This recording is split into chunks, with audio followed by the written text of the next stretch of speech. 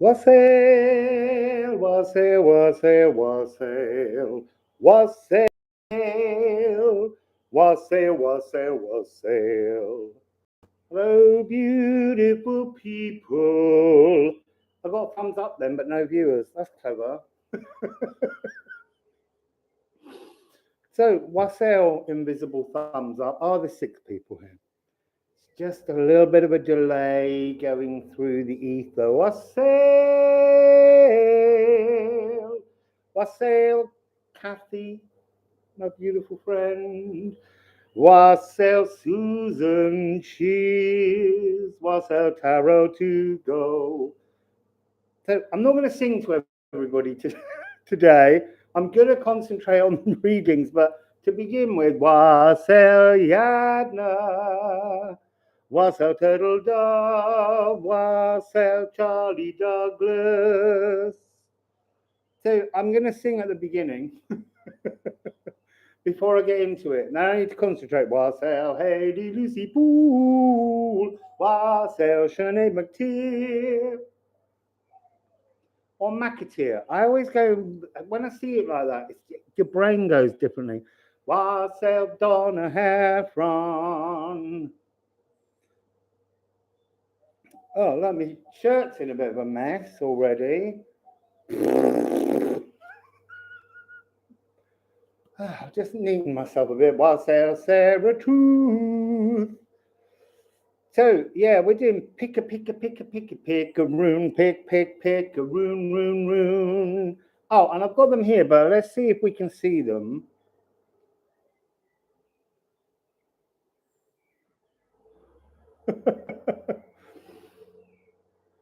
Wassail, Everlong, Mystic Eve, Magic Lady in Texas, I think.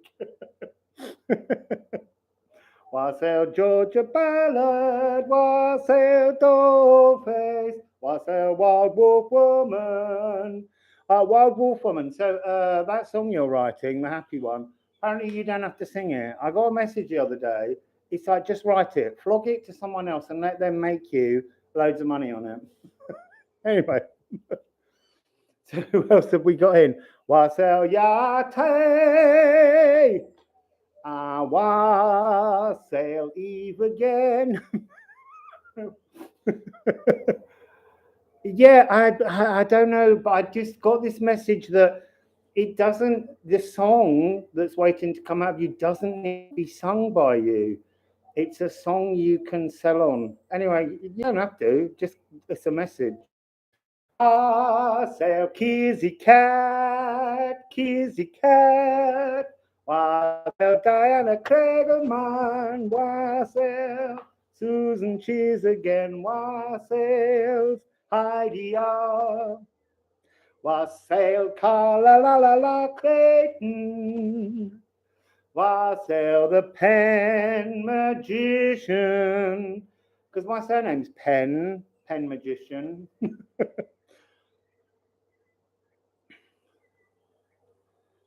So I'm glad you're all in there having a little chat with each other.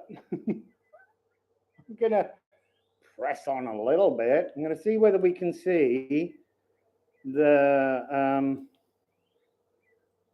this. So the eclipse is so close. 11 hours. Well, it'll start before that. Can you see this? Oh, sort of. So this is your pick a rune. Is that on like the brightest? Let's see, just a sec. Yeah, of course it is.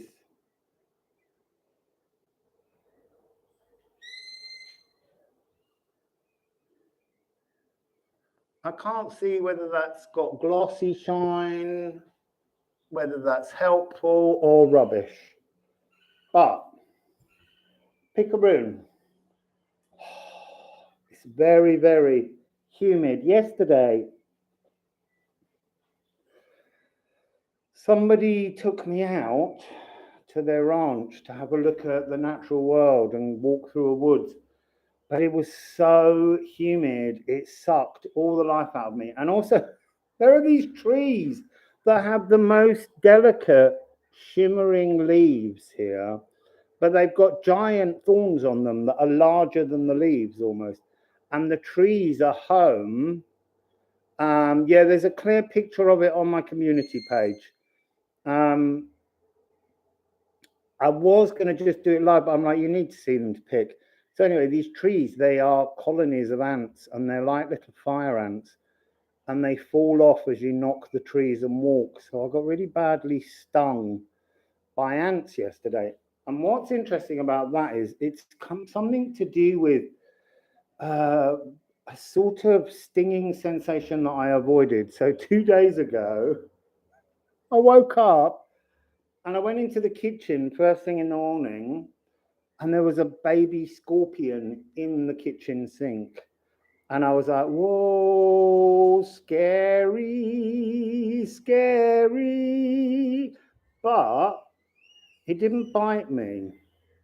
It really didn't bite me. And it was, I was a bit agog, to be honest, at seeing a real scorpion, because it brought the whole kind of the energy of Scorpio much more into focus, and it is where this lunar eclipse is, in Scorpio.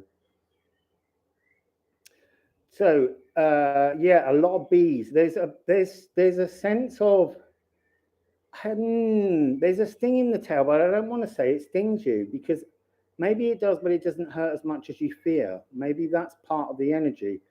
So I got stung by a few of the fire ants, but one of them got inside my shirt and just clung onto the side of me, just biting more and more in to my side, and it's given me a lump. And all last night, there was like a prickly, uncomfortable heat all over my body, and I just thought, you know what, it's the natural world getting in.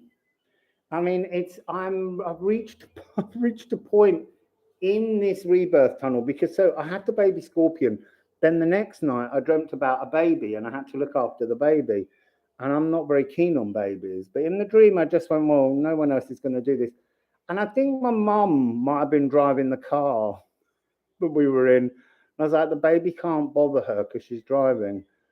And then the next night last night, I had a dream about one of my dogs that's a puppy, or was a puppy in the dream, and then he kind of he got on a bike with me and was kind of like doing the handlebars and pedaling. Anyway, it's all to do with rejuvenating energy. I feel as though part of what we all need to understand is what this eclipse tunnel is about ultimately. So these eclipses this year are solar to lunar. Last year we were dealing with lunar to solar. And I think when you have a lunar to solar, it's about a personal issue that arises with the lunar eclipse that you bring towards the collective, because it's a collective energy. Now, I think these ones are about a collective energy that is deeply personal to each of us. So it's a different way of looking at it. I took on a bike. It was the maddest thing, Kizzy. It really was. And it took me so long in the dream to kind of suddenly go, the dog shouldn't be able to ride a bike with me. It seemed so normal for so long. And then my brain suddenly went, hang on a minute. This is that astral craziness that goes on. So we've got a series of runes here. There's 6 of them. Now you could look at them as 1, 2, 3, 4, 5, 6, but they've actually got a number. So the top row starts with 13, and then 75, and then 35. So 13, 75, and 35, in case you want to pick by those numbers. And then the bottom row, which you can't see, begins with 17, then 38, and then 76. So I know that's not brilliantly clear. I'll bring those ones up there for a bit, just so maybe you can see them. So we're going to begin. We're going to begin with 13. So what I'm going to do is mark a timestamp for later, just to be organized. So what have we got on here? 10:30, 10:40, let's say. 10. Oh, 45 is better. So 10:45. Did you pick rune number 1, which is in fact rune 13, which is Yo? Okay, so it's Yo. So Yo is the U tree. It's the sacral. So it's the U and it's the sacral and it's Yo. I love that word so much in Anglo-Saxon. It's much more fun. So I am going to, I just saw 111 because it's in your name. Oh, let's do a bell. Before I read a poem, let's do a bell. Also, the cards are in the little coral bag. And they're already picked in a pile. So I guess I could get your pile out. See, I'm so organized that I didn't think of this before. So here's your pile of cards. I don't know what's in them. I only know the top card. But let's put the bell on the energy of the cards. So let's see what the bell has to say before the poem for 13.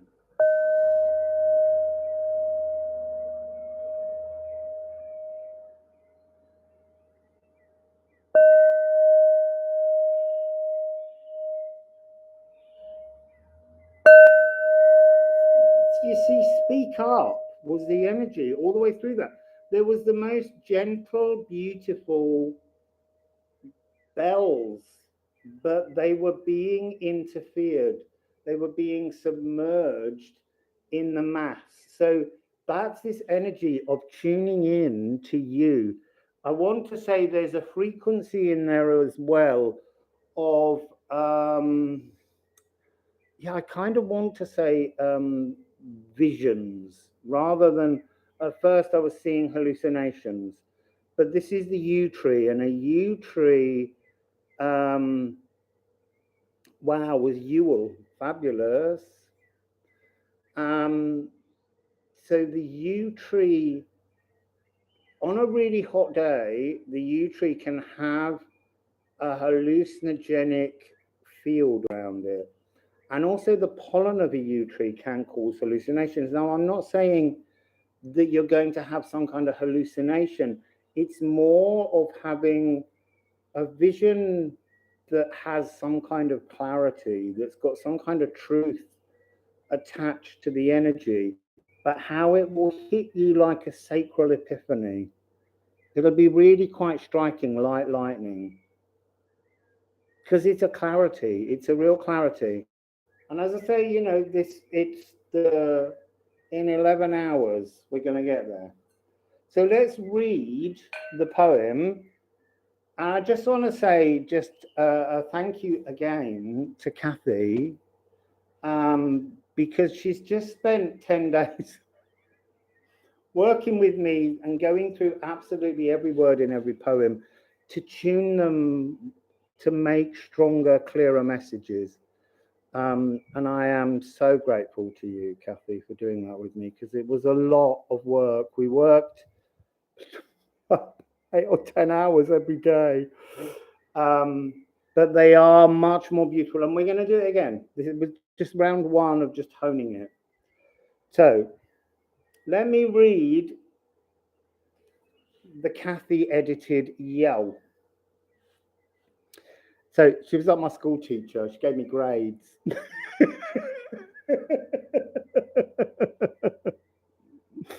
So, Yell, you, sacral.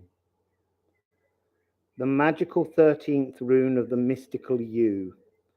Consciousness hooked in and plugged in to the seat of your soul, to be life on earth, seeded and eternal.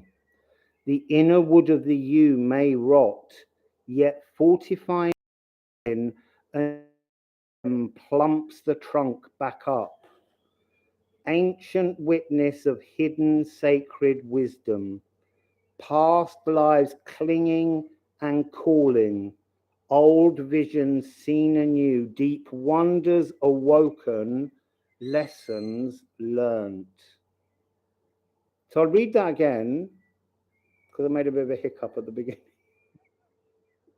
So, did you pick Yao, you, sacred, the magical 13th rune of the mystical you, consciousness hooked in and plugged into the sea hole, to be? Life on earth seeded and eternal.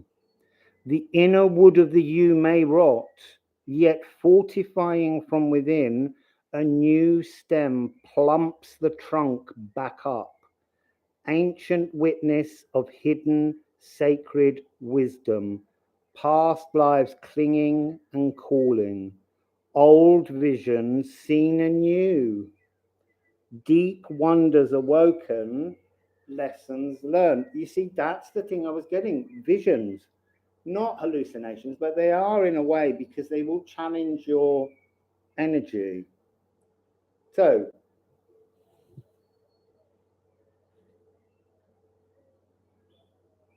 I am pleased, Wild Wolf Woman. So, I don't know whether you can see it, but I've also been working to separate the cards back down to just artwork and clarity for a website. So, no, you can't, so I'm not going to worry about it. You can't see yet. So, we have Yo.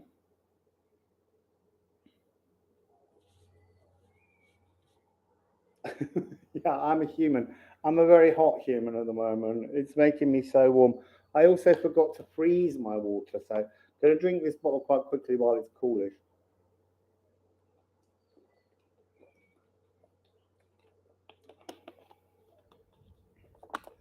So, what do we have in your message? So, a lot of it is to do with there is a sense of ancient bloodlines. What I want you to think about is a yew tree is the oldest or longest living tree in most cases. What do we know about them? They can live to be about 9,000 years old. That's this renewal from within inside. When the core has rotted, it's possible to regrow, and that's really important for us to think about the regrowth that we can do. The northwest coast of Ireland was once absolutely covered in yew trees. It was one of the greatest, densest yew forests. So with plants that live 9,000 years, humans walking past, picnicking by them, singing, dancing around them, we're almost not visible to them in many ways, perhaps. We just flash by. So it's an interest. A minute is a year. There's something I can come back. So that was time fiddling. So what else do we know? There's a group of trees. I'm not sure if it's a group or one or two, but in Scotland, where they believe Pontius Pilate played as a child, and they're still growing. And there's a famous set of trees called the bleeding yews, and they weep red blood, but it's always with tears of joy. It's interesting.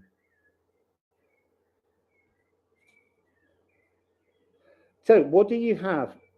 You have flow, and you have the sun Oh, you see, look, the way the energies of these two cards are coming together, it's asking you to move away from the water towards the sun, and yet we're heading for a lunar eclipse, having been through a solar. So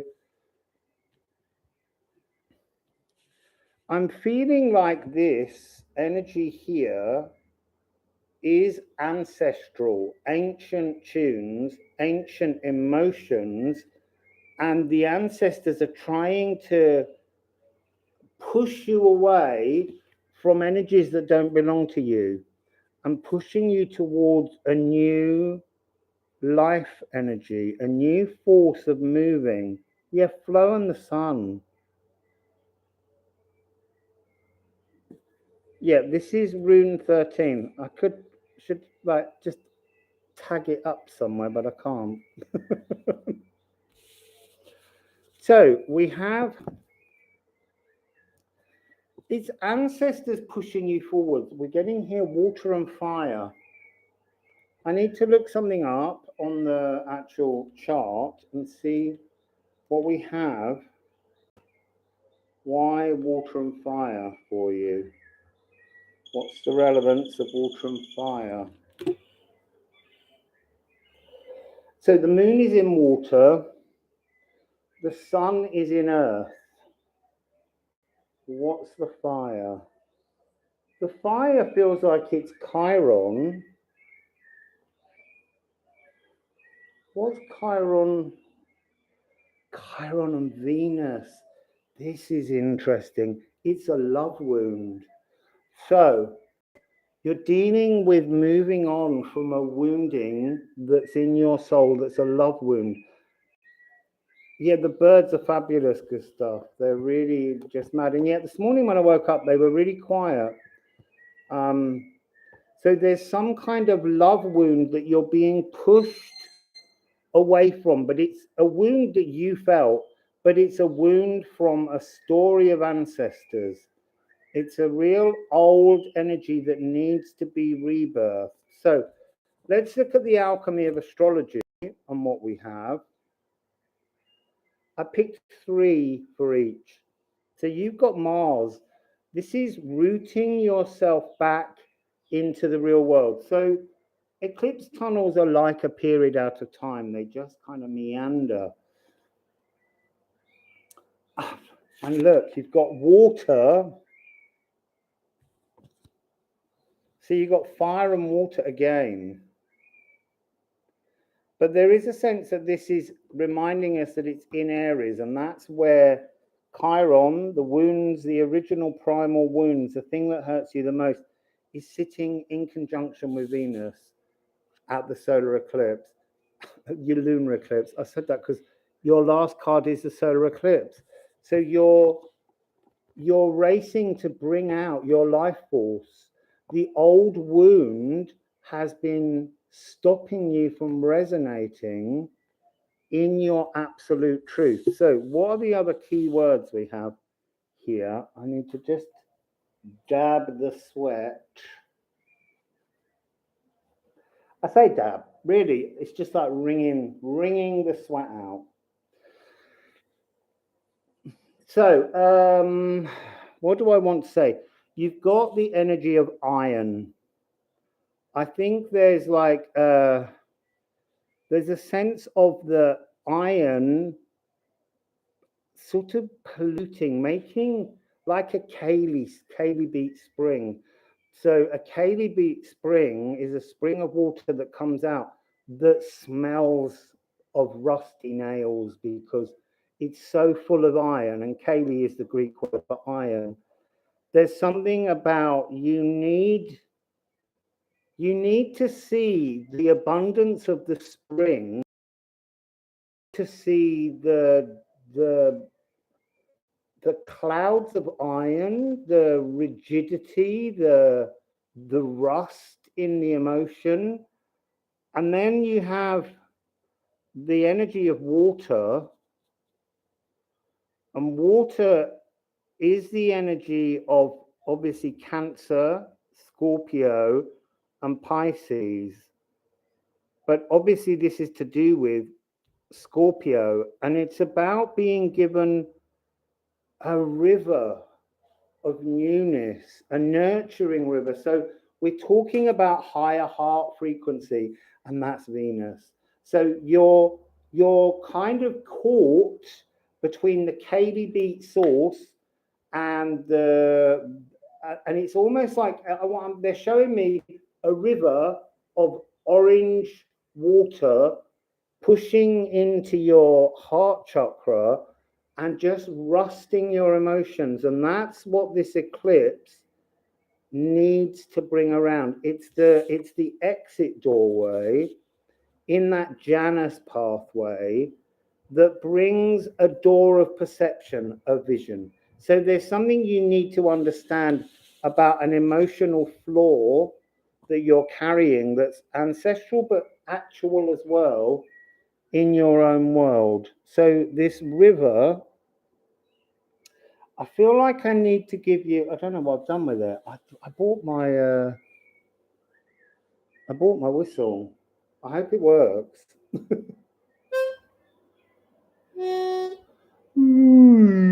So I'm being given the notes of Venus F sharp and Mars is C. Now that energy is called the Devil's Interval. It's an augmented fourth or a diminished fifth. And in many hundreds of years ago, it was considered a dangerous energy or a dangerous frequency, because if you heard it, it would allow the devil in their old beliefs. But there's something about it being the midway point between an octave that means you're just caught in a non-resolution. You're awaiting a resolution, which it feels that the resolution comes with the lunar eclipse for you this evening. And it's the resolution of a heart wound, a love wound. And that doesn't need to be partners. It could be a family wound from childhood, but it's about healing. I want to say like a broken heart, but it's not. It's like a rusted heart. That's what they're showing me with this Kaylee beat water flowing into the heart and causing problems. So I'm just going to sing those two notes a little and see how we get on with it. So that's your molecules, and then this is your heart chakra, but this is that nurturing heart chakra. It's this watery, nurturing heart chakra.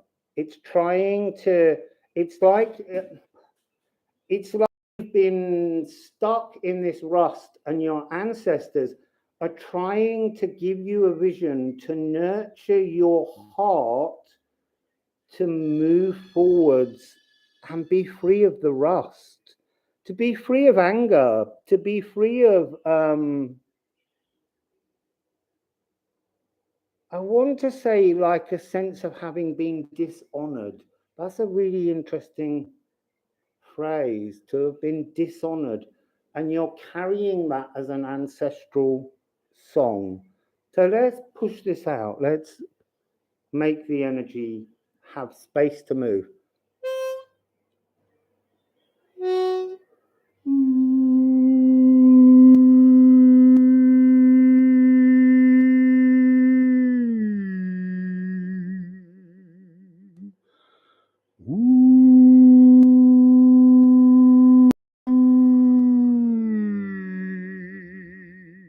You see, the F sharp is much more stable and much more resonant. It's like this is, the moon's already there. You know, any kind of moon moment, full, new, 24 hours before, 24 hours after, you're in that frequency. We are, 10 and a half hours away from this really big lunar eclipse, really personal lunar eclipse.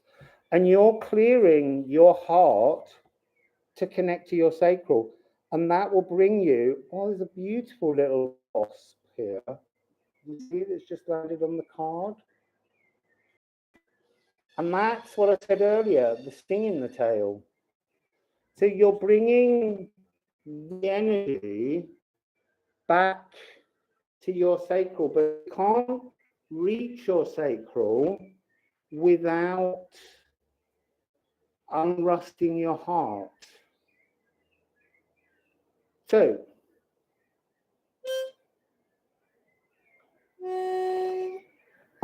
so what they're saying to me now is like, I'm so dumb some days.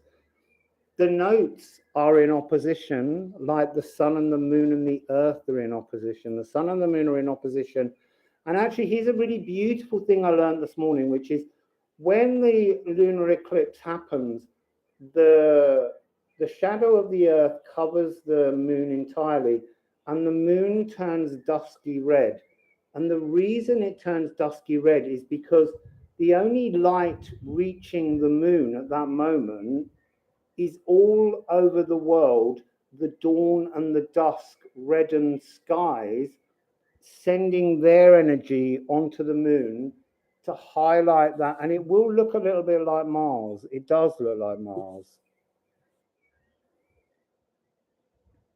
So let's do that again. I'm getting the most beautiful perfume now. I think it's the flow. Yes, and it's a super blood moon. It will only be super in certain places, but it is very close. A lot of places you won't see the really massiveness of it, but some places will.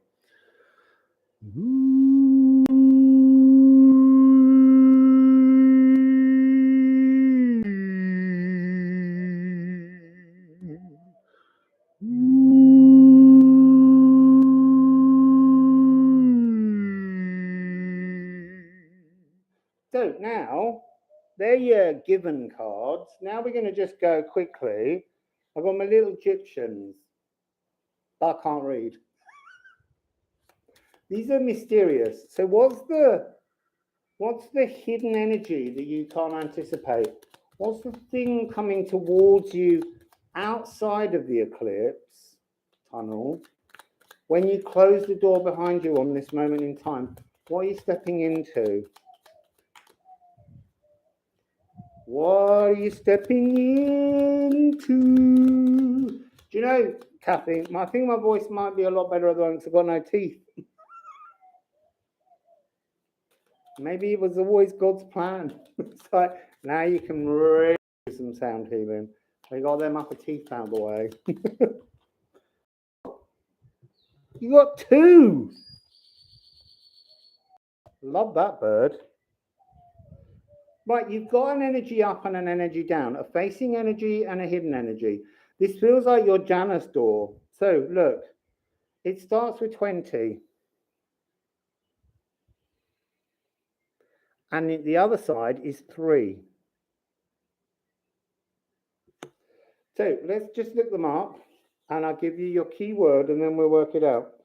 So 20 is exchange. Exchanging gifts. With who? Exchanging gifts with who? And then 3, this is a close female friend or a mother. I want to say it's mother frequency, but it doesn't mean, it's like an energy, and I'm really trying not to gender things too much, but it's the Venus frequency. It's the energy of the heart chakra and the sacral in terms of being a nurturing energy, exchanging gifts with Venus to clear a wound, That's what I'm getting. So I bought also Lenormand. I bought like all the titchy tiny weeny decks.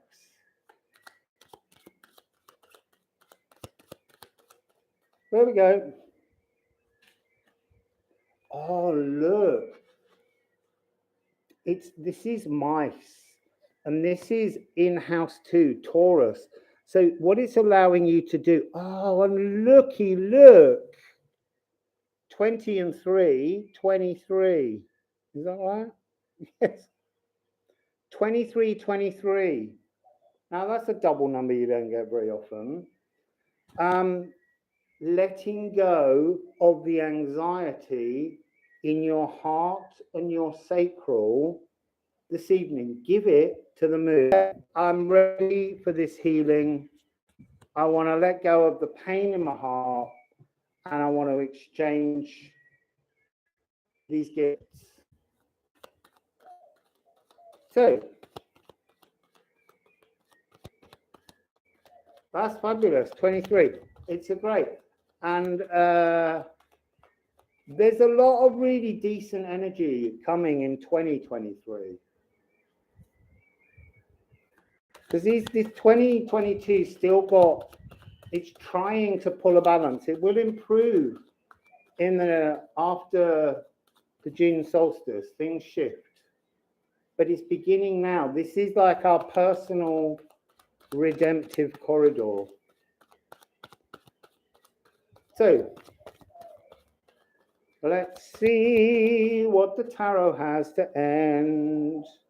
It's Titchy Thoth. Do you want to give us? Yeah. That's like when you got to pull out the bag. It's like it's jumping at you, but you've got to reach out for it. It didn't drop. So what do we have? The moon.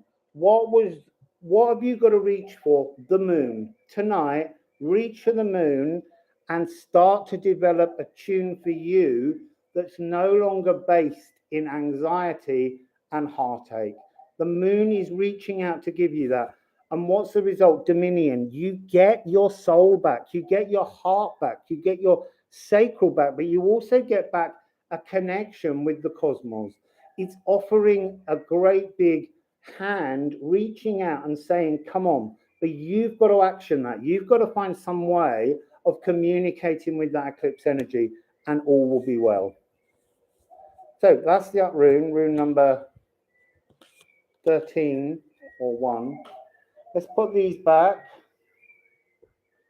and we'll move along to rune number 75 next. So these can go back in the little coral bag, and I'll get out the next pile. Oh look, 38. I wasn't quite ready for it. That's the new one. That's the old one. So I got those. I've got the bell. I need to get my little phone and write down a timestamp, and we'll move on to the next rune. So the timestamp here is 38, and then I'm going to put 38. Oh, I'll put 28, 38. 38, 38. And it was that exact moment once I made the correction. So 38, 38 was the time. This is your rune. Did you pick Hengtro, Hengetru, Hangtru, or Review?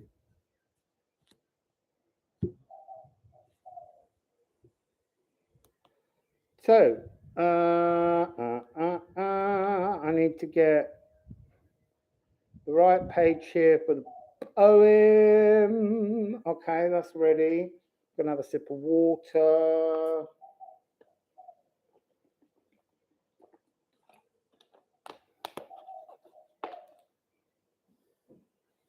Well done, Eve. Well done, Eve.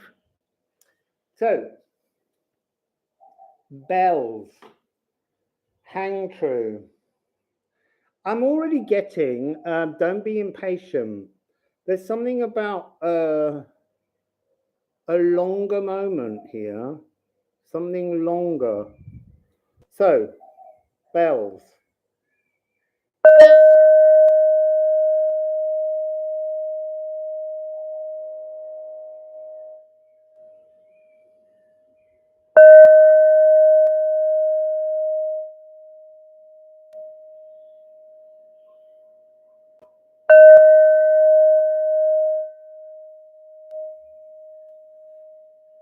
that was really interesting. So the first bell was an energy of being awoken or being knocked from meditation.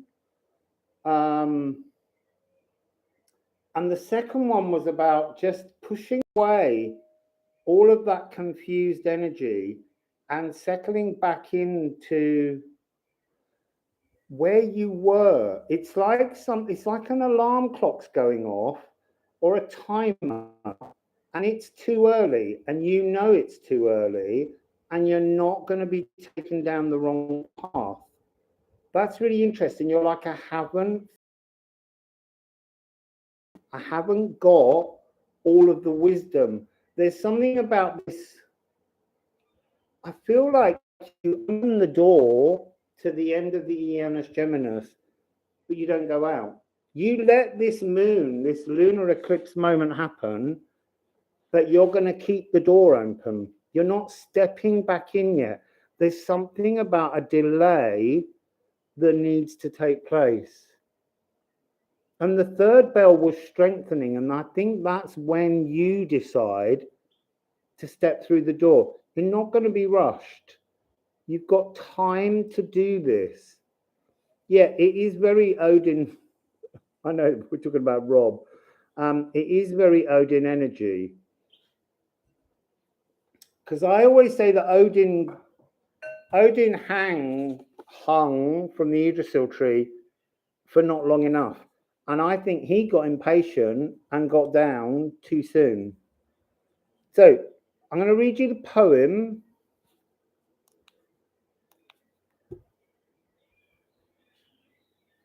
That has been reviewed by my school teacher, Kathy. So, 75, hang true, review. Right, someone's got a really weird upper back ache pain in between their shoulder blades. And I want to say you need to look at your Saturn and Jupiter placement. Why both? So the Saturn was to do with the lower, and I'm going to stop calling it lower soon. Just need a new name for it, the lower heart, because the one's not higher than the other. They're just different. The physical heart, as opposed to the spiritual heart, maybe. So there was also Jupiter energy, like unlocking the flow of the Jupiter energy. Jupiter's just moved into 0 degrees of Aries, so it's a renewal energy. It's a fiery energy, and I want to say it's like growing your energy wings. That's the frequency I'm getting. So let's go back to the poem. That was just someone sent me a pain in my back. Alkyd Vortex, I'm on to you.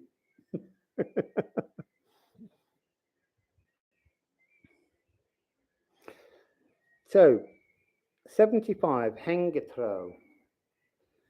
true, review. Mimir's well of runic wisdom. A time out of time where all are welcome. Hang suspended with sublime intention. Sacrifice something sacred to scrutinize your present perspective. Mimir's instruction is clear.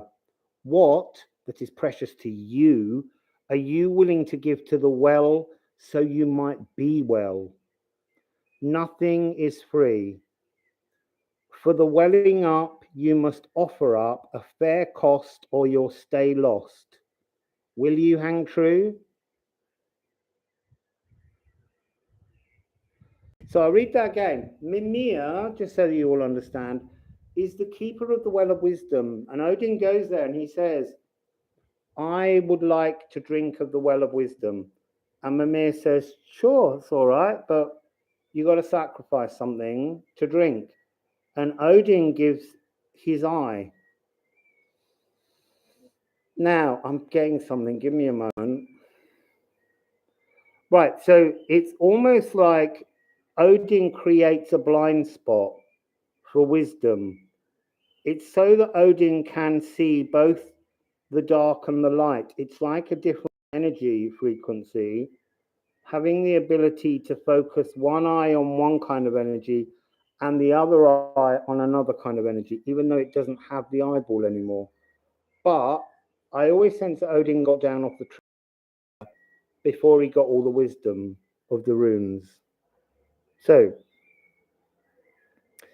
75, which is a 12, which is a very physical world, structured, scaffolded energy. So, hang true, review. A time out of time where all are welcome. Hang suspended with sublime intention.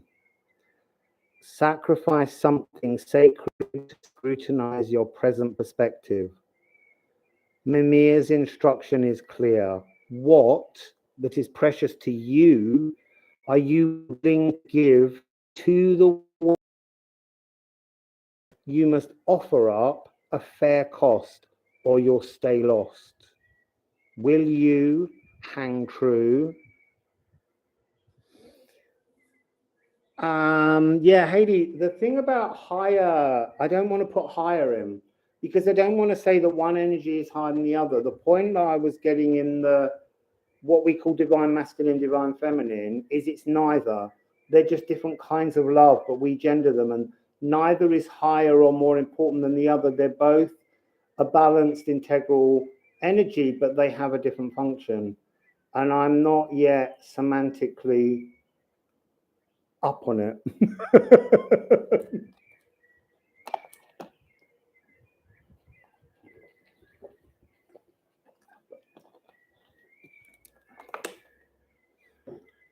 So I get the feeling that you don't need to decide at the moment what it is you need to sacrifice. You just need time to be wise. And then you'll give that energy to the moon. And I would say this evening that this moon tonight, as I said, is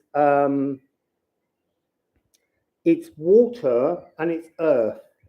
So the best way to give a message to the moon during an energy of a full moon with water and earth is to draw in the dirt, to find a space and draw in the dirt your intention or your wish or your journey forwards, the thing that you want the moon to help you to deliver, the things you need to let go of, because full moons are about letting go of things. Full moon eclipses are about letting go really enormous journeys. And then wash that away with water. Let the earth take the message emotionally so that it can materialize it into your world. So any kind of ritual, don't write it on paper and burn it, because there's no fire in this energy. It's water and earth. Water and earth. Okay, so your ritual needs to be water and earth.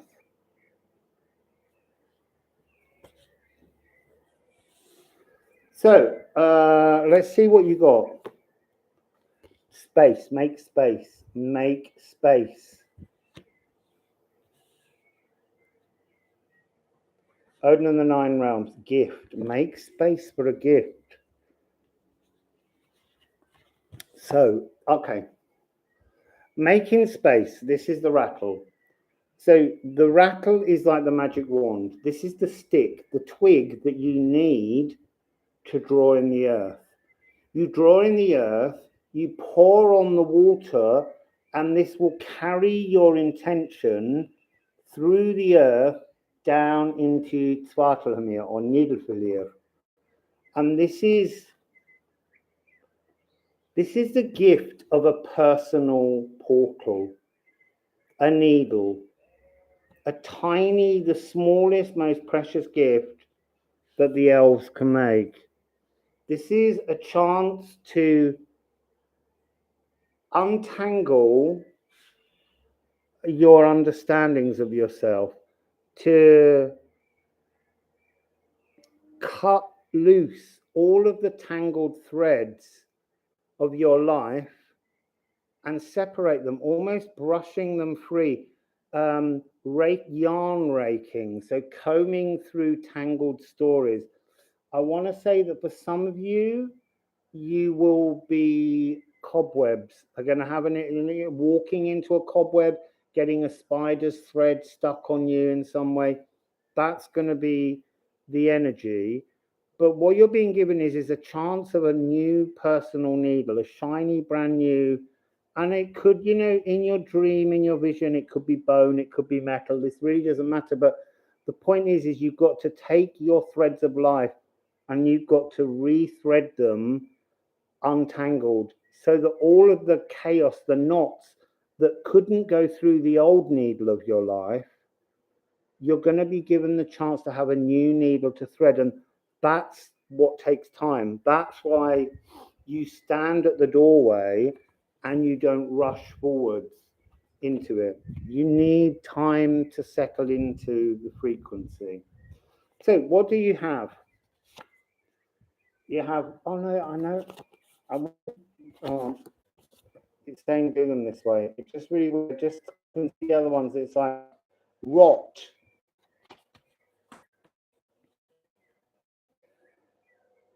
And then you have this one here, which is aqua regia. This is deals noble metals. This is rule breaking. And then you have arsenic. And this is relating to your health. So this is some kind of tangled emotions. What are they showing me? They're showing me like they're showing me bindings, like threads, like a marionette. So like being controlled, having your emotions pulled and jerked, and this sense of your health is pulling your strings. You're not pulling your own strings. You've become somehow like a marionette and you're trying to resist, and your health is forcing you to make decisions that are not your own. And that's what's knotting up your ability to flow into health, to be relieved.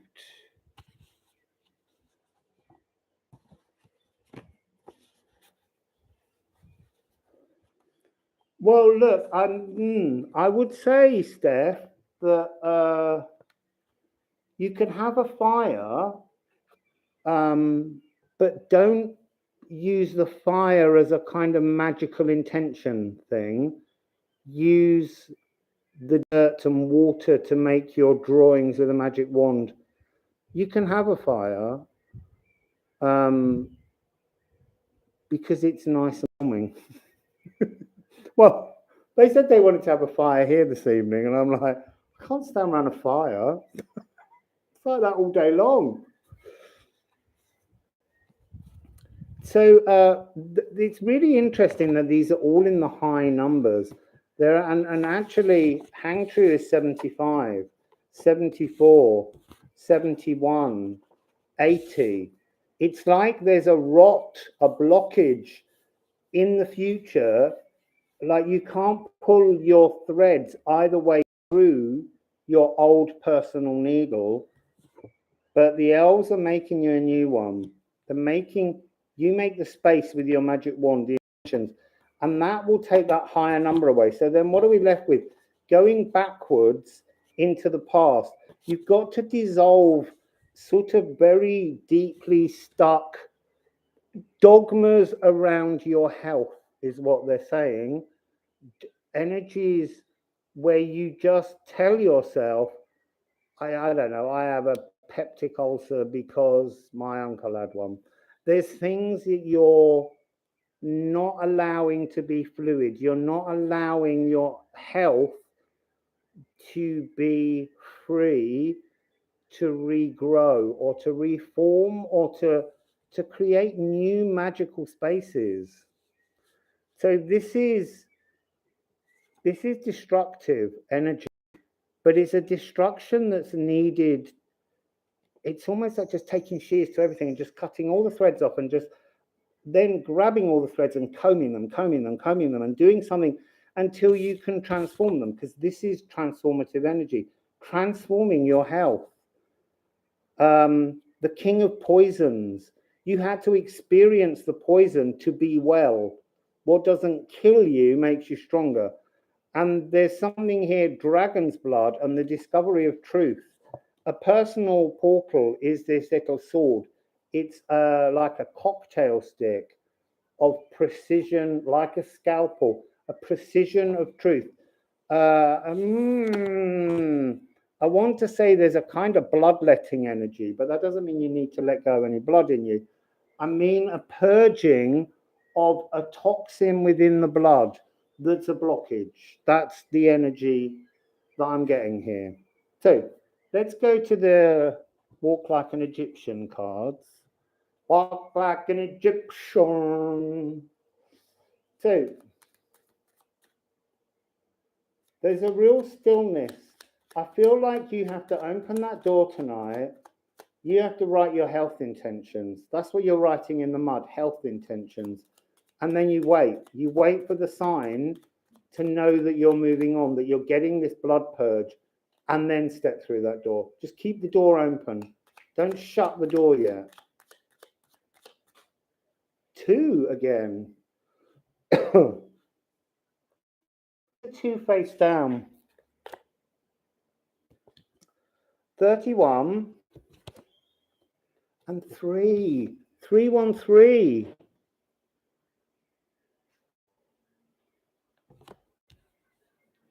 So again, this is becoming the moon card. This is definitely that energy. And this is 31. Let me just look at 31 in the giant booklet. If only I could write a booklet this tiny for the runes. I'd be finished by now.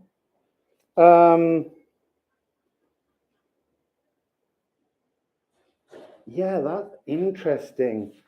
This is about being sexually attractive. There's something about your health, your dogma around your unhealth, with the notion of a sexual blockage.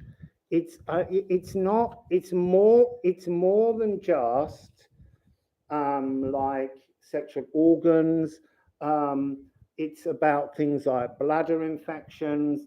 It's about things where you think the very nature of an illness is somehow stopping you from expressing desires, because this is an energy of a kind of coming together in a sexual unity. Now, that could be that you're waiting to readjust yourself and come into union as a divine androgyny, but there is also this energy of waiting past the moon for your sexual energy to return, to be passionate about things again. It's all very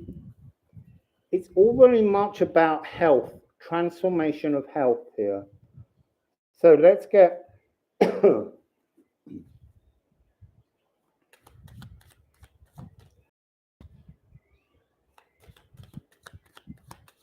oh, thank you, D-Vertex.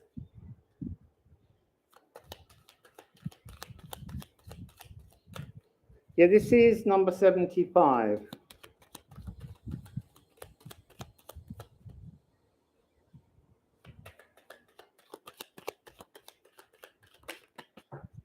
Oi. It is about another. This is about the union, you returning to your home of health. Baby in a cup. Baby in a cup is rebirth energy. Returning like a stork to the nest. And then you've got ring, union. This is partly the energy of mirroring your own self, coming into balance. And that 313 is a mirror around the soul, the one, the new beginning. But there's also a really strong energy here of you connect to your health, you return to your soul to renew, to birth something new, because we have baby stalks. And then this card is usually the energy of coming together with another. And that's what this is, coming together with another. And it could just be that if you're in a relationship already, the returning of your health will strengthen the relationship. So let's see what the tarot has just to end that bit.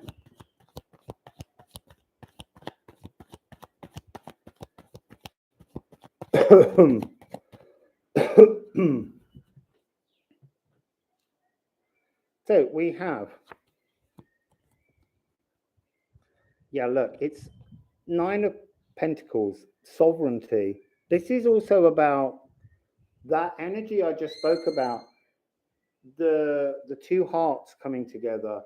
So your physical and your spiritual hearts combining to face a mirror, but within that mirror you see the arrival of another, and this is the change. This is, I mean, it doesn't have to be someone new coming in. It's like seeing someone that you know already with renewed energy. But this is the energy of the cosmic serpent wrapping itself around two souls.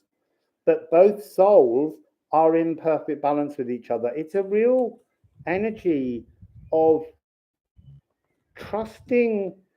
There's something about the energy here, not that kind of blasty, shiny, Vegasy kind of dream promising love.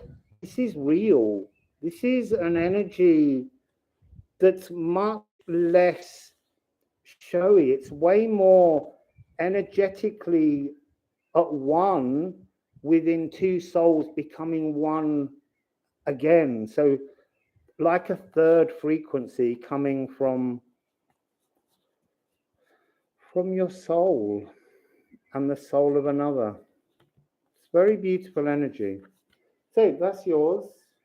Rune 3. Let's get the bag. Let's put the old ones in. And we'll get the new ones out while we're here.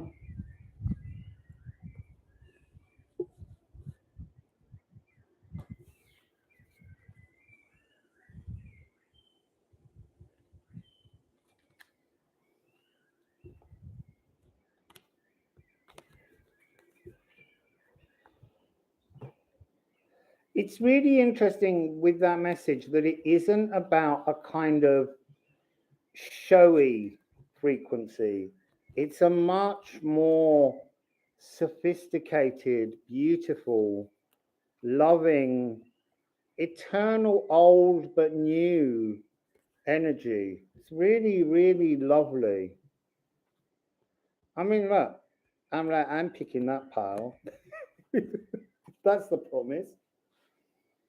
I don't want showy love, I want real love.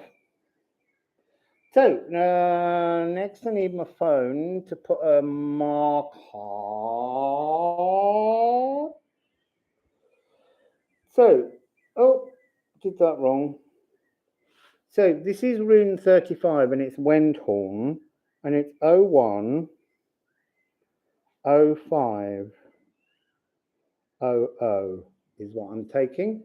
It's not quite there, but we're nearly there. I can have a sip of water and now it's there. So did you pick rune number 3 or 35, which is Wendhorn?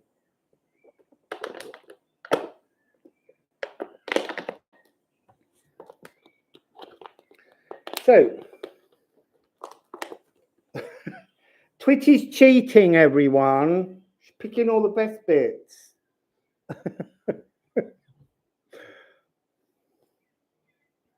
So I don't need that bag. I'm confused. I need this for the poem. I need this pile. I need bells. And I need a mallet. So this is rune 35. Do the bells. Let's see what we get.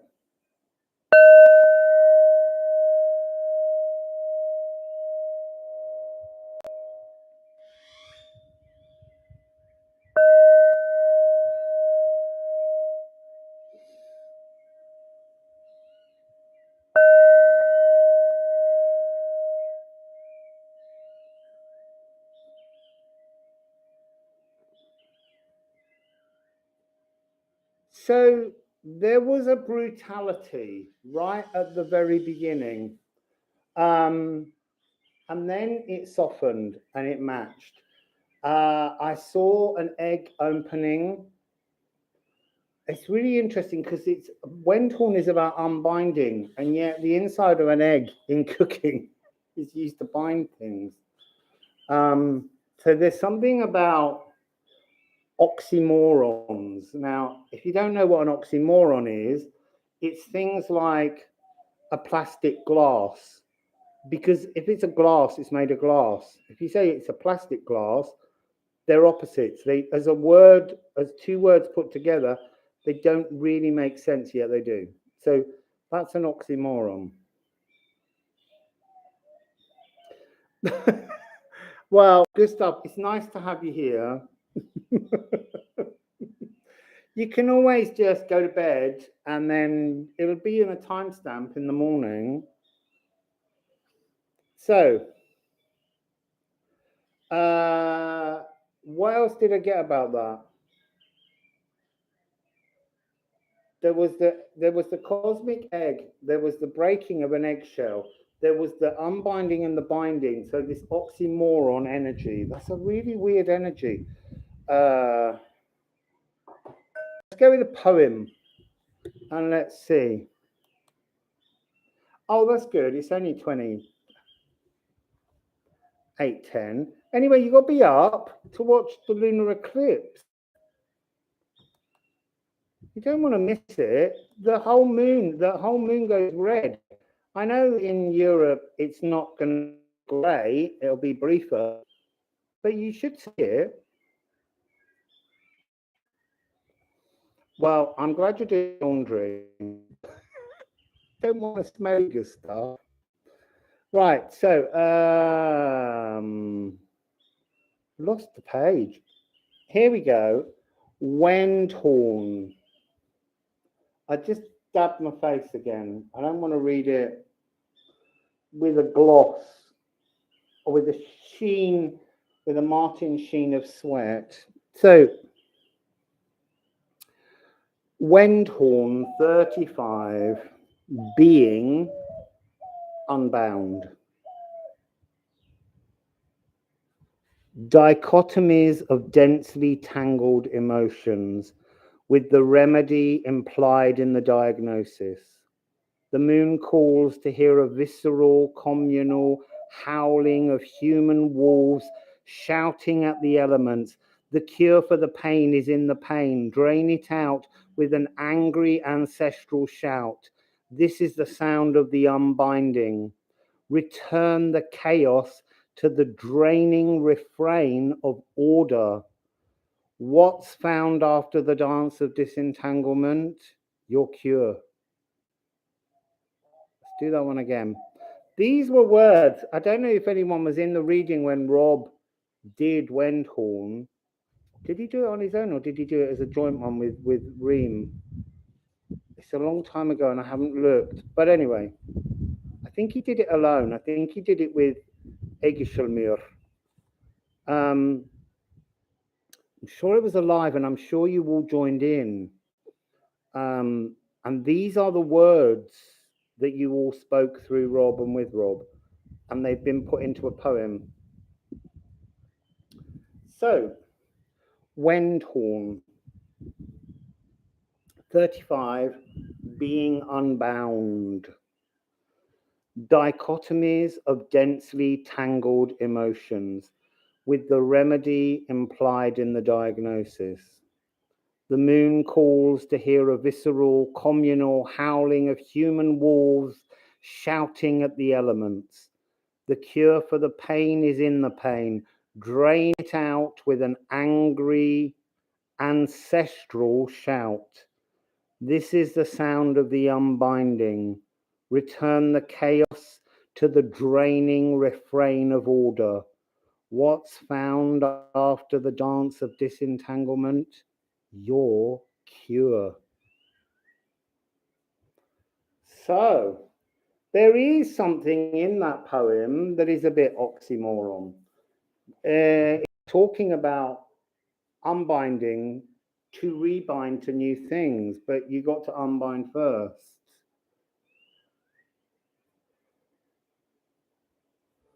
So let's see what you got. Ooh. Oh, look. Ooh, it's the rainbow. Actually, Kathy, you told me earlier you had a parrot fly by you. I also want to say your rainbow flag, I'm pretty sure that that is the Inca flag of Cusco, because it's like the gay flag, but it's got this blue on the top, and that's the Inca flag. Ooh, look at this. There's something really interesting about that. Flying into the fog, but flying into the fog is where life is created. In Niflheimr, the frozen salt rhyme, it's almost like the parrot's going to go in and just crack open a huge icy glacial block of ice, and inside it is something else. I know, it's a really interesting combination, isn't it, Eve? The rainbow, we always talk about the rainbow comes after the rain. This is like going the other way around. And I often talk about how Hagal, the hailstones, hit you and they hurt, but then they melt. This is about you hitting the foggy ice. This is about you coming in and breaking. And I am seeing a huge energetic block of Stonehenge. I feel like I need to sing you again. Stonehenge is F sharp. Why do I know that? Was because when I went to Stonehenge on winter solstice a few years back, the solstices, they can't ban you. And when I sang to the stones, I moved my voice up and down and honed into the note that resonated, that was so powerful with the stones that the ground underneath me shook, and it was an F sharp. So when I want to, this is weird, because yesterday when I was out in the forest, we went to very big kind of granite erratics, and I said that I can connect to Stonehenge from wherever I am. I don't do it very often. And I can bring the energy of Stonehenge forwards, and I can put it into other places. And I'm going to do that now. And I'm going to put Stonehenge into your bodies. I'm going to put it into your hearts. So that's exciting. Let's do that. I'll connect to Stonehenge and pull henge energy. In fact, if you look on my website, there is when I went to Stonehenge, 3 days later, because it was the 21st of December, 3 days later, it was Christmas Day, and I was going for the Christmas swim in the really freezing cold sea in Hastings, and I had a picture taken with my friend who went to Stonehenge with me, and we had, when the picture was a Polaroid, came out, we had all these streaks of blue-white energy pouring off us, which we called henge energy. So I'm going to call that henge energy forwards and see how you feel with it. So, and now there's perfume again.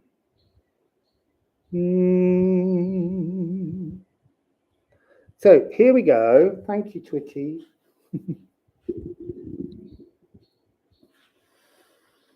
So you just have to give me a moment because I have to take myself, I have to kind of astrally project my consciousness back to the rock.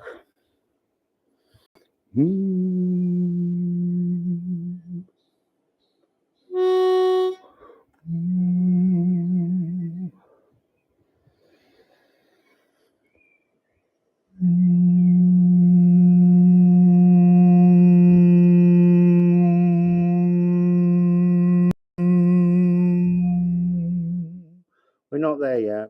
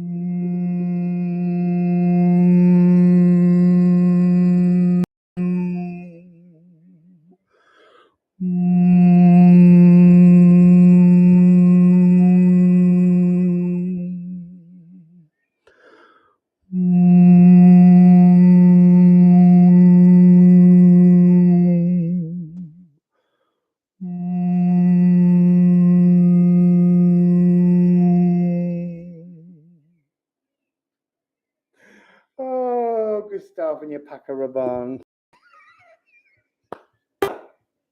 Wow. Sorry, but Gustav stole my concentration with a bit of humour. We go back to the end.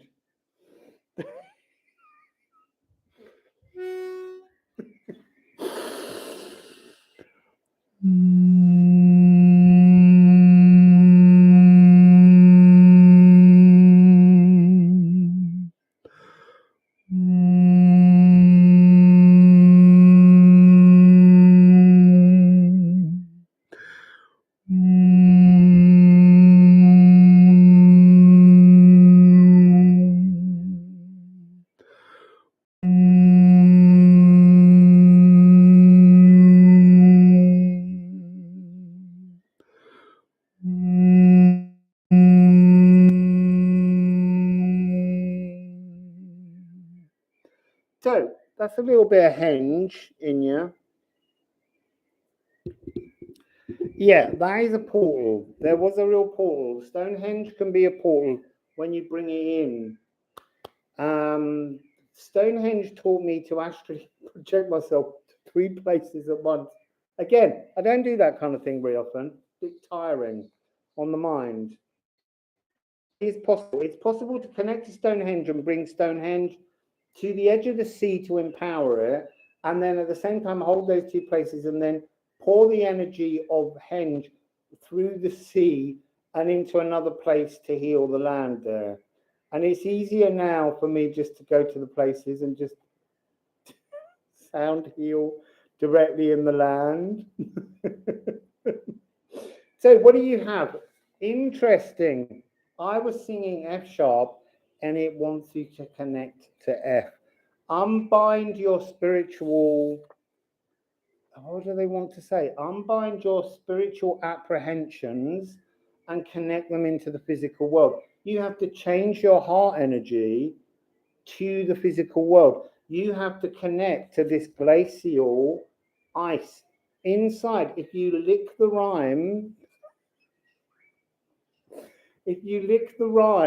you will find inside a physical heart gift.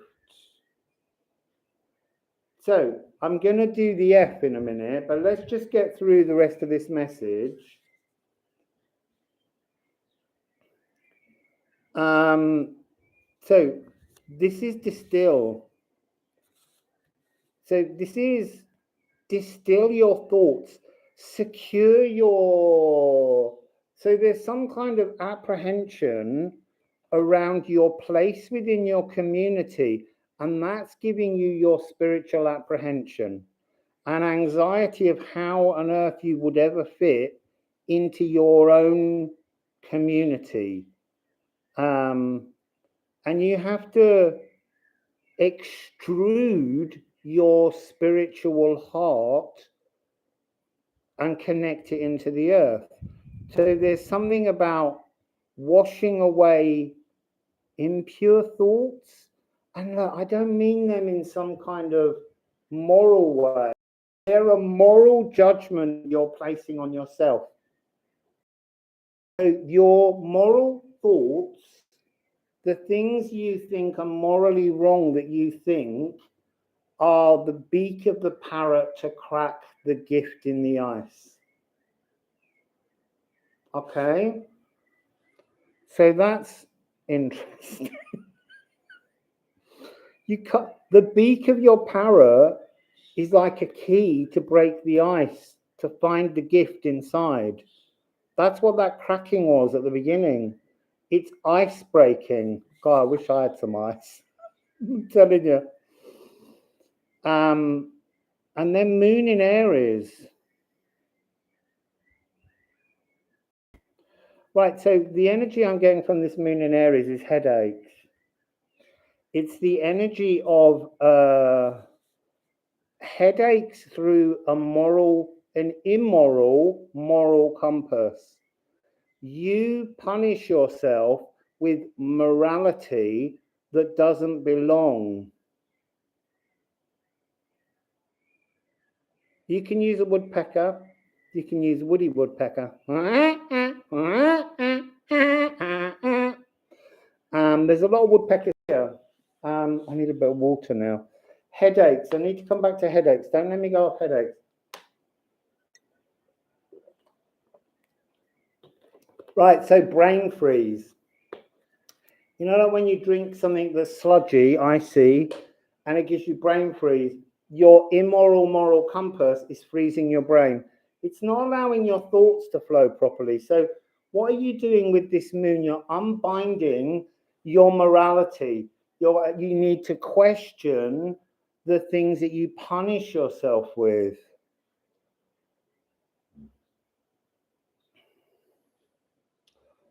So, yeah, it's not necessarily physical pains, Diana. It's headaches, as in thought aches, as in your moral conscious compass is creating a blockage.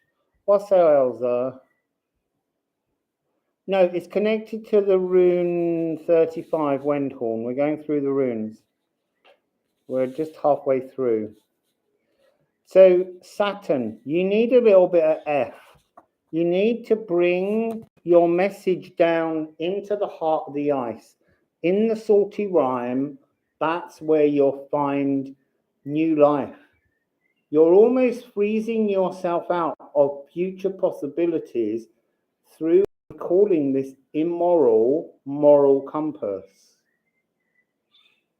Right, so let me just dab off and I'll give you the F. And I'm going to try and, again, push that into the space in your heart. But this is not Stonehenge. This is the whole world. The rock. It's broken, that one. Which is what the message is here. So this is Saturn. So this is the natural world. It's also lead. It's redemption energy. This is linear time. I feel like you're going to break through to transform linear time into non-linear, to have a greater flow. So here we go.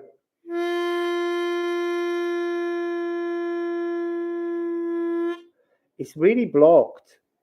So, F.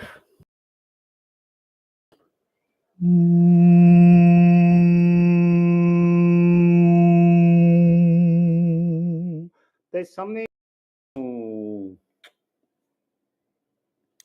There's something hoarse around the energy, and that's not HORSE, it's HOARSE. Something sandy, something that's okay. So they're showing me yesterday when we walked through the woodland here, there was a point where there was an energetic veil that was like a horse distorted energy, and as we approached it, my legs buckled.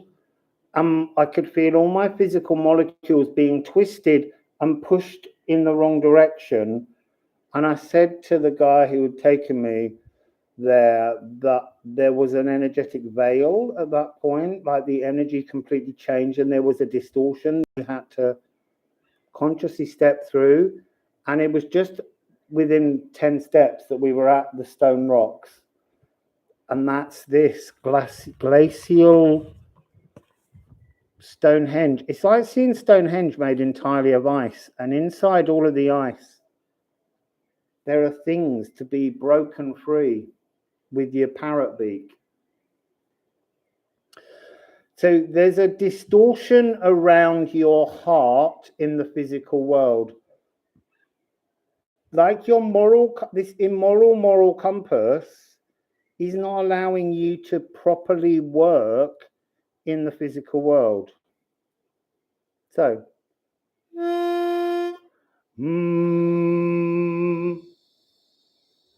the cicadas just sang an F. Too weird. Now they're bringing it up to an F sharp as if they're trying to pull the two energies together. Anyway.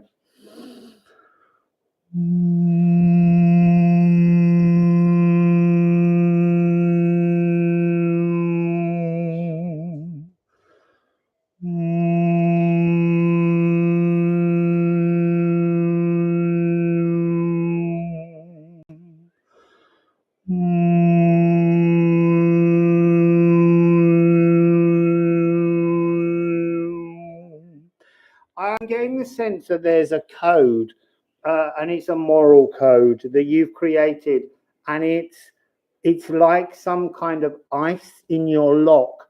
You can't unlock to your present gifts because of a morality you place on yourself. It's not your true compass. You have to work with and then they're saying this is the compass. But look, it's not got 4 points, it's got 6. It's different to how you perceive your place in the world. And you've got to redraw your moral compass. That's your way out of this. So let's just have a couple more Fs now that we know what we're heading.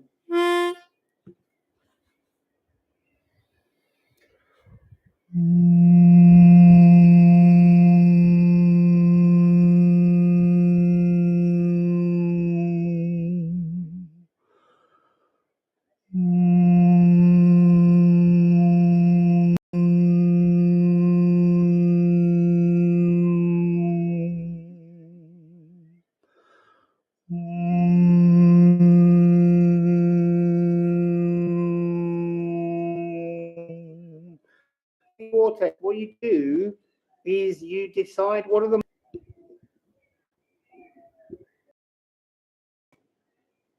so you just have to understand your moral philosophy. You're resetting your moral philosophy. When you have a dark thought, why do you have a dark thought? Because a dark thought allows you to analyze how deep and dark energy can be and how far from that you are, but how capable you are of seeing the shadow. And that becomes your beak on the parrot to allow you to crack into more gifts within the light. The further and darker you can see and know that that's not part of your moral frequency, but is part of your moral imagination allows you to re-philosophize and take those energies and push them further apart. So let's get your Walk Like an Egyptian card. Walk like an Egyptian. It's making me think of Diaghilev and Nijinsky. L'après-midi d'un faun by Debussy. So that's it was a ballet in 1920 something. Might have been 19 earlier. 19 earlier. And there was a riot, and it was because what they were doing offended the morals of the general public. And there was a riot in Paris, but all of the dance moves to this wonderful piece of music were based on Egyptian frieze work.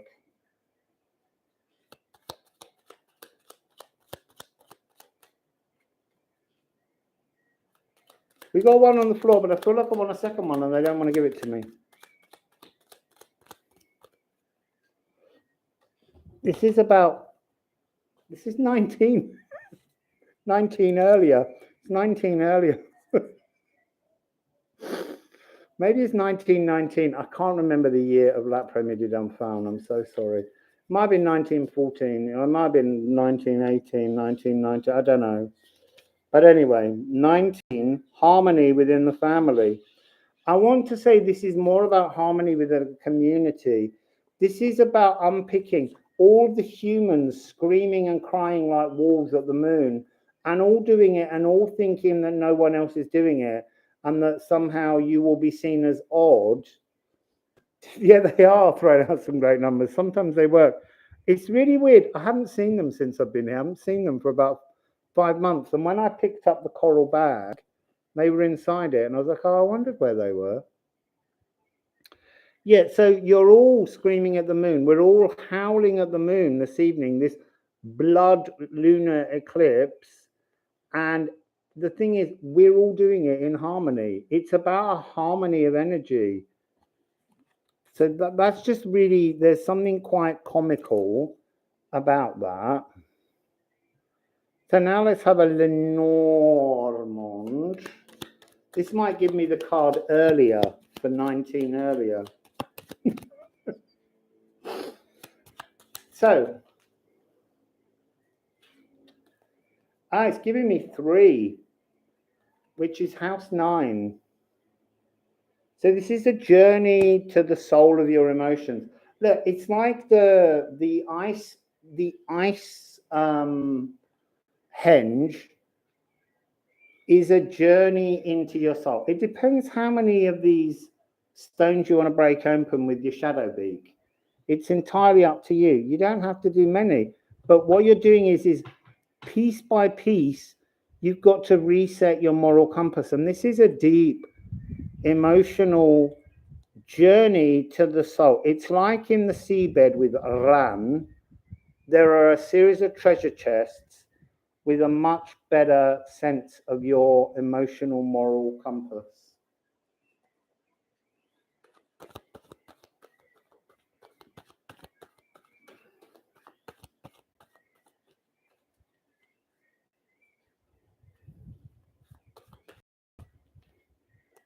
I don't want them.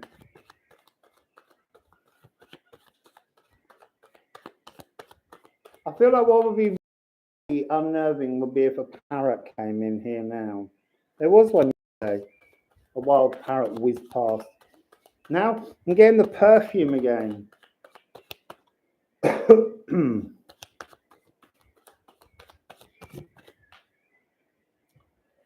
Oh, you see, look. Oh no, there's 2 there. Ooh, these are really interesting. So you've got to unbind from being overburdened, 10 of Wands,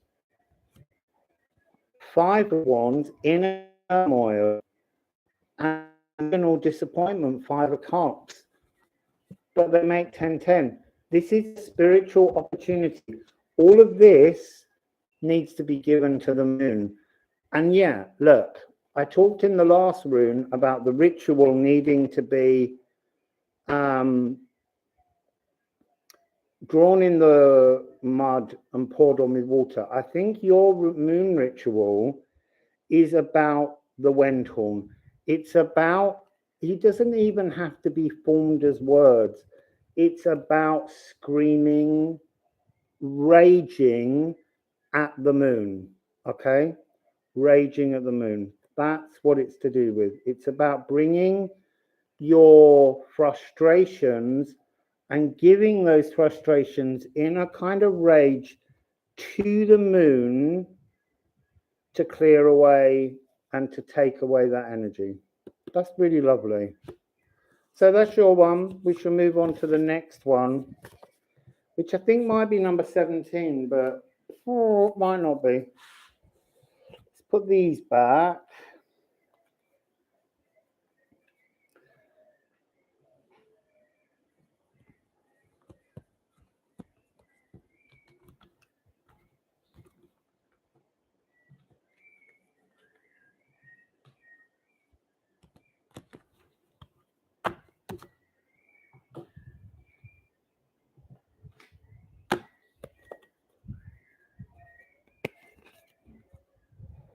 Right, we put those back. Now we need to put these into here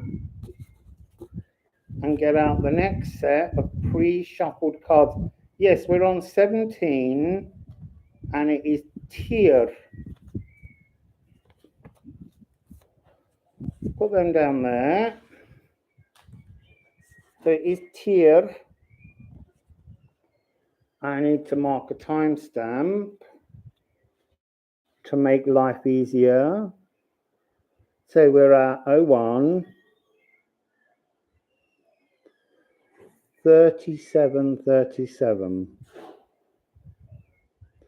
So did you pick rune number 4 or rune number 17? Tyr. So let's, there it is.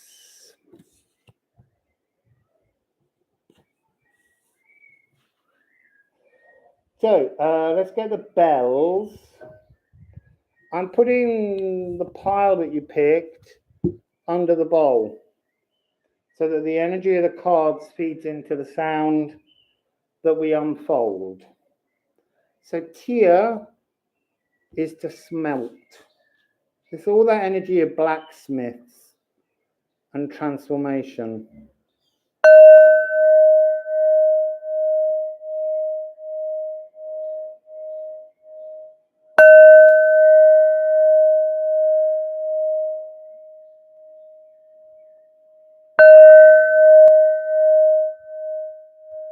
Wow, that was really interesting. I held the beater by the felt and hit it the first few times with the wood, and then I turned it around for the final one, and actually the final one was the most aggressive.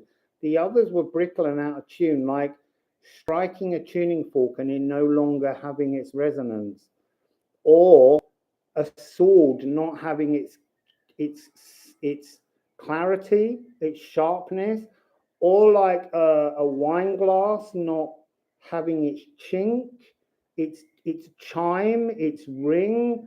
There's something about this being an energy of no, look, I'm going to just say I'm not going to change anything ever anymore when you can't see. If you can't see, you are bringing that energy to the recording. You are out of tune with the messages because they fitted me a new frequency.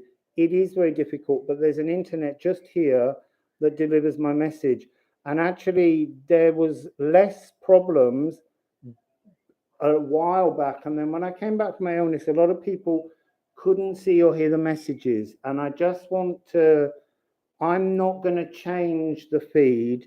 You have to stop yours, come back on, or come back later and watch it, because and lots of people will say, there you go, they have it picture perfect where they are. So there's nothing we can do other than to express that when we can't see or hear, we're not ready for the message at that moment. And it might be that we just need, I don't mean you're mentally not capable. I just mean you might need to hear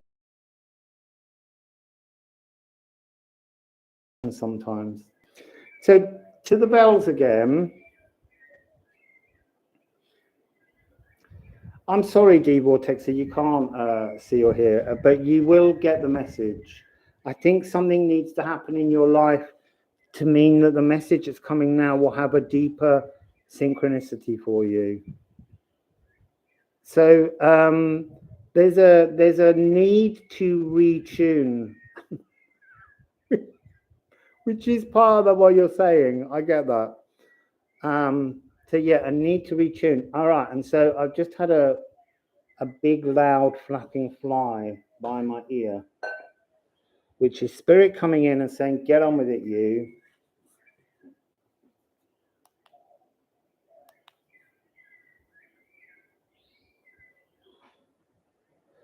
So Tyr is here. I'm so wet. I'm gonna have a sip of water.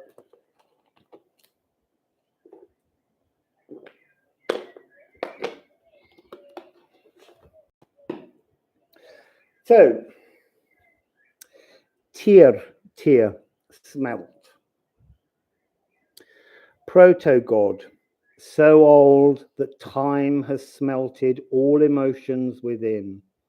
War and fury have been hammered, reformed, made over, recreated, refashioned through the compassion to understand all shadows, all destinies as part of the whole. Under the tutelage of Tyr, all blows, all hammer clangs, and all strikes glow from the flow of love's breath he offers to all life. Wisdom is beauty and compassion ageless. Okay. 17, Tyr, smelt. Proto-god so old that time has smelted all emotions. Oh, sorry, it's all emotions within. That's really interesting. It was like I was being hammered off course. Are you hammered off course? Let's go back into the poem and let's see. That was really interesting. It was really just being pushed directly off. Tyr, 17. Tyr, smelt. Proto-god, so old that time has smelted all emotions within. War and fury have been hammered, reformed, made over, recreated, refashioned through the compassion to understand all shadows, all destinies as part of the whole. Under the tutelage of Tyr, all blows, all hammer clangs, and all strikes glow from the flow of love's breath he offers to all life. Wisdom is beauty and compassion ageless. So Tyr is the original Proto-Germanic head god. And by the time of Norse mythology, he's been relegated to a minor role. But he's relearned, he's become a younger god almost. And he's full of compassion. And he works with Fenrir, the wolf. He offers kindness. And it's an amazing energy, Tyr. The sound that I'm getting is don't forge a forgery. So I guess that means don't rebuild yourself in a false version of yourself. Don't put together, what do I want to say? Don't mold a new idol of yourself, an image of yourself to become your true frequency, because smelting is about blacksmith, hammering down. So don't create a false image of yourself by, it's like idling others, like having heroes. Be your own hero, be your own hero is the energy. So what do we have? Lightning. This is the sword in the soul. This is the truth within you. It's, you can see the sword in the middle of the human figure that's very hard to see, but it's this energy of Tia. It's being struck with your truth. Oh my goodness. And then Thor's hammer. This is, you have all the materials to remold your entire physical and spiritual capabilities. You have all the tools. This is really heavy, powerful energy, really strong energy.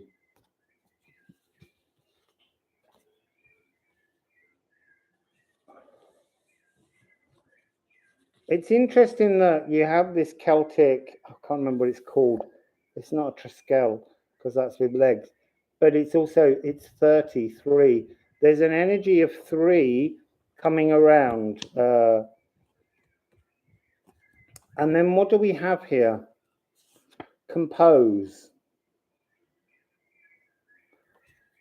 Compose is house 9. This is movement.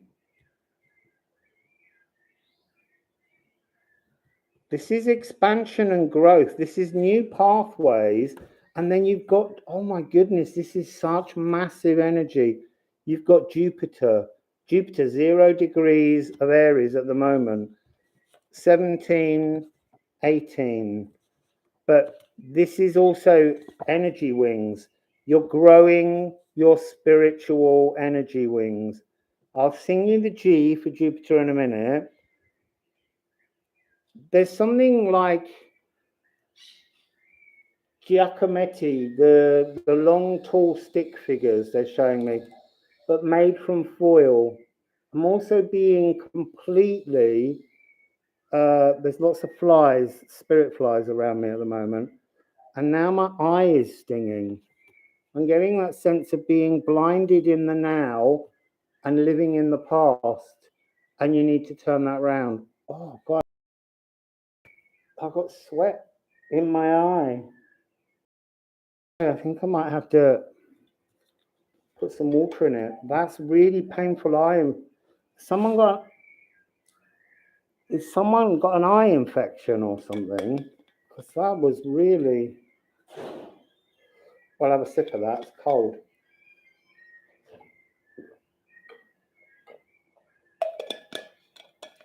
So I'm seeing, I'm being shown a pearl, like an eyeball as a pearl. And the idea is that we talk of pearls of wisdom. We talk of pearls of wisdom, and pearls are created through grit. And it's an infection, something that gets into the oyster, and it forms a pearl around it to stop the energy of the thing that upsets you. So you've got Uranus, Gaia, and you've got Jupiter. Now, in sound healing, the crown chakra of the B and the G, which is your energy wings, thyroid and thymus, they get blurred and they have difficulty in establishing the difference between the two. So they can't fully separate to heal the right energies. Now, crown chakra comes in and goes all the way down the body to the sacral on the whole. You can at certain points link it right down into the earth, but that's a much bigger trick. It's not what you're being asked to do at the moment. This is platinum energy frequency coming down from the moon, and it's bringing around a kind of primordial thoughts, older thoughts, but it's bringing you these thoughts so that you can unhook them and create new thoughts. This is an energy of change. Uranus is at 15 degrees.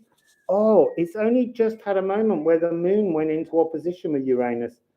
Yeah, and it was in the past. It was like 12 hours ago. Yes, it's an inability to flow with the energies in the right place. So what we're going to do is we're going to sing the B and the G, and we're going to separate them from the top of the head to the wings, the shoulders, and down the sides of the body, because the Jupiter energy purifies all the other energies. So let's just focus on that. This is really like spiritual abscesses. So this is a very common needed sound healing, B and G.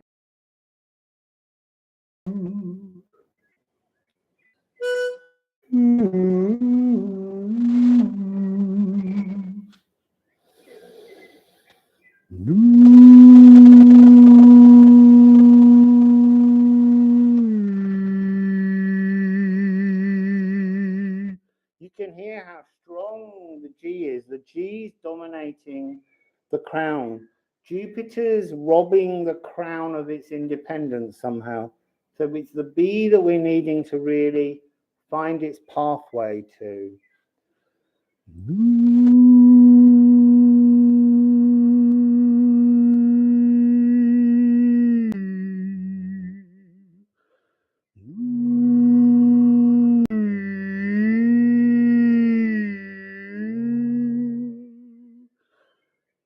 See you, Gustav.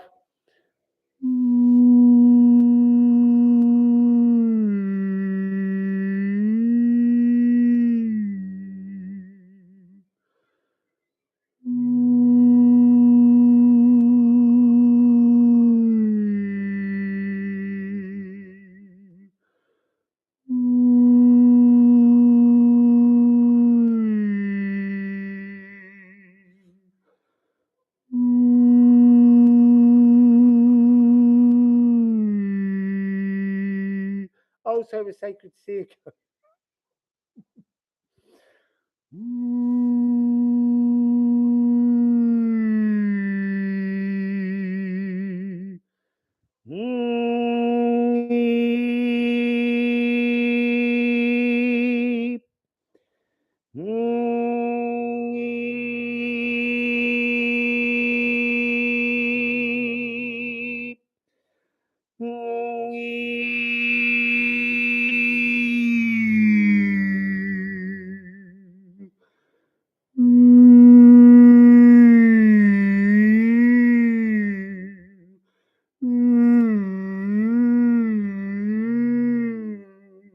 See, now they've got their equal balance. So that's good. So what are we getting? Movement, travel, energy, the movement of energy in you. So it's like a kind of house 9 frequency, but actually what's traveling is the energy with the moon. That all that you picked up during this solar eclipse frequency is coming to remap you. It's new pathways, new journeys through your body, composing new root spaces. So the Giacometti that I started talking about and then didn't finish was silver foil figures, tin foil. The idea of very pliable. You're much more, at this current moment, you're much more physically and emotionally pliable than you would even begin to understand or allow yourself to understand. This is really an aligning energy, spine aligning somehow through your energy wings. And then this is the transformative, this is like this massive, powerful, bone splitting Jupiter and lightning frequency. It's really massively powerful energy.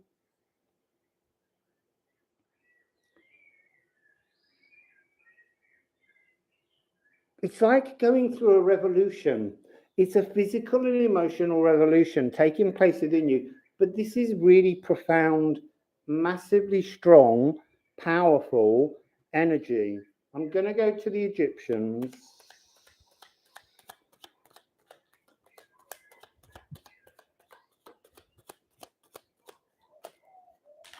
Oh, that's interesting. I was like, everyone needs to walk like an Egyptian in my head.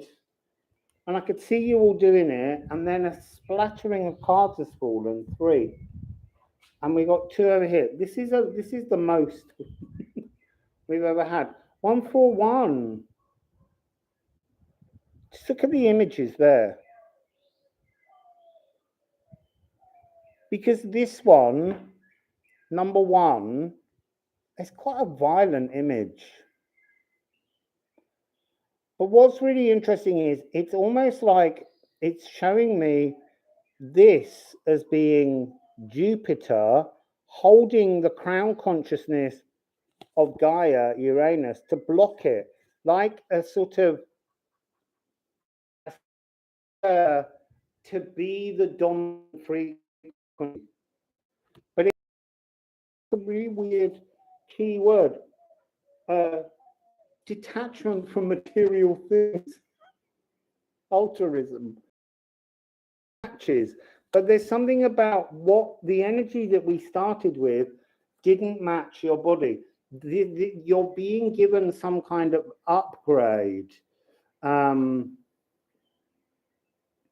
then this one is about bringing your crown, as we've just done, bringing your crown cleansing energy and your Jupiter, thyroid and thymus energy wings, the great cleanser, bringing them into balance, not in this distorted relationship. It's coming back into balance. That's the key frequency. Can't remember what 14 is called. Can't remember what any of these are called. Clarification, exchange of opinions. So that blurring, that confused frequency has come back up. So what do we have here? The one that I saw first was this. Weighing of the soul. Weighing of your energy. It all being reorganized. You know, this is really... it's like, does your heart weigh like a feather? And by that, is your heart carrying distortions? Is your heart, but this isn't really your heart. What we're balancing here is your entire energy. All your energy is being weighed up against the feather. Now, what is that? It's being weighed up against spiritual epoch, air energy, air epoch. Are you ready? That sort of letting go of the material things is coming out of earth energy and reaching a balance, being weighed to move forwards into the new age of 200 years of the Saturn and Jupiter conjunctions taking place within an air sign. And then we have, I'm sure this card's the Lovers. Let me just get the book. Yeah, it's well-being. This is about this balance that you've got. It is the Lovers, but the key energy here is well-being. You're being given a chance to separate those two energies. We've just done that. And that's going to allow your energy to balance better with the moon. Because what's in between Uranus, you're in between Uranus. Oh, wind, taking a card. Why? It's put the card in the bag. It's put this card away like it's not needed, and it isn't. I'm going to put it back in there. Actually, the wind tried to blow it right away then. So what's between B and G? A. A is the moon. So what's the missing element of this is to bathe in the moon energy of the eclipse. That's what will bring you into your balance, your physical, spiritual balance. That's something you're working on. And you've got the scarab beetle. That's the energy of magic. This is an absolutely divinely magical moment for you if you pick this rune. It's a really profound moment. It's a really powerful spiritual epiphany, physical epiphany. I would say androgyny, that balance of your energies is really strong here. And notice I'm really trying hard to not say anything in agenda. So This is the new chapter. This is 26. It's Pisces going into Aries. It's like all the old being closed off, signed off, kind of put in a kind of evidence bag and taken and stored away, because you're being given a new booklet, you're being given a new chapter, you're being given a chance to move from old earth fully into the air frequency of this air epoch. This is a beautiful, wonderful, energetic opportunity. It's really lovely. So, what's coming in? What's behind the door when the door shuts on this lunar eclipse?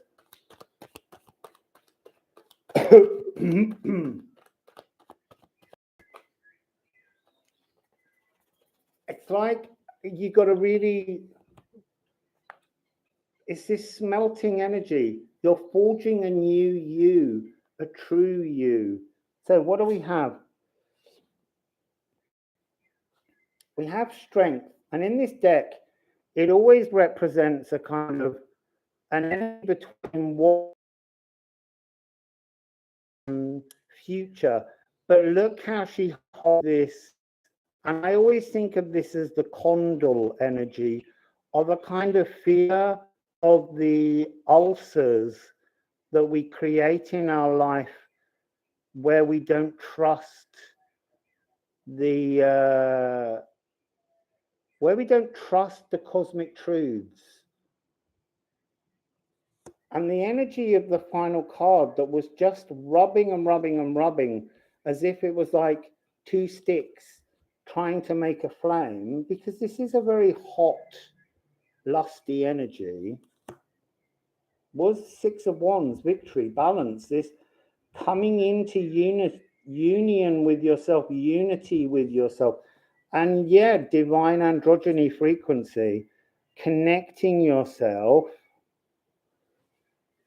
and achieving a union, a sacred union within you, begins tonight with the moon, if you picked this rune.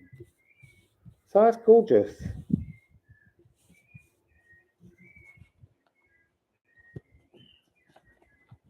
Yeah, I don't know where scarab beetles are found, whether they're just in deserts. As I said earlier, I had a scorpion in my sink the other morning, and that was shocking enough for me.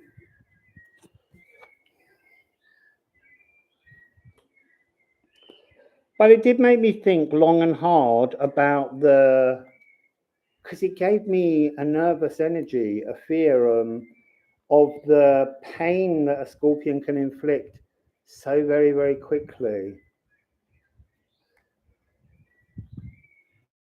I'm afraid at the moment, Vortex, I don't have time to do any personal readings. Sometimes I do them live, and if you tune in, usually Eve turns up and she keeps a list of who's there. And I do them that way because at the moment I'm working so hard, all my other hours I'm not online. And that's why I haven't been doing as many readings. I'm just spending every hour that I'm awake doing work on the rune deck and the Alchemy of Astrology so that we can get them out. Ooh, this next one's exciting.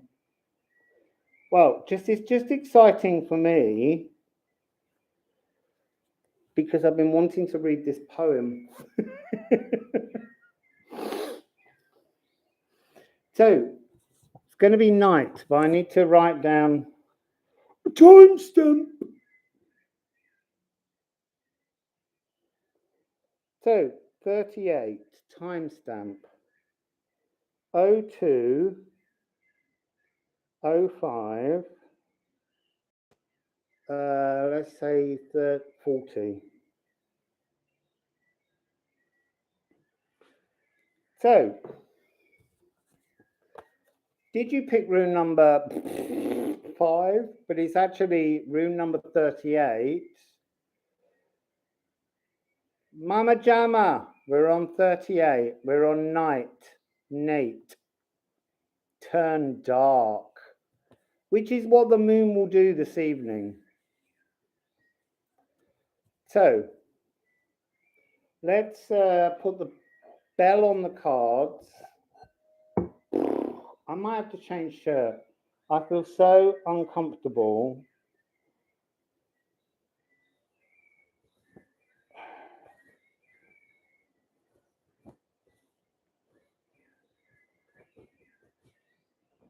So I'm going to put on my Two of Cups shirt. Excuse me one sec.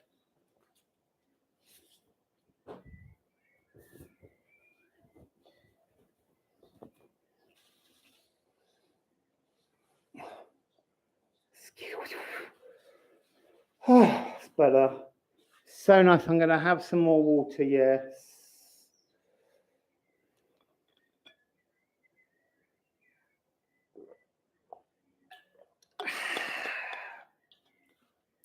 Right. 38. Nate.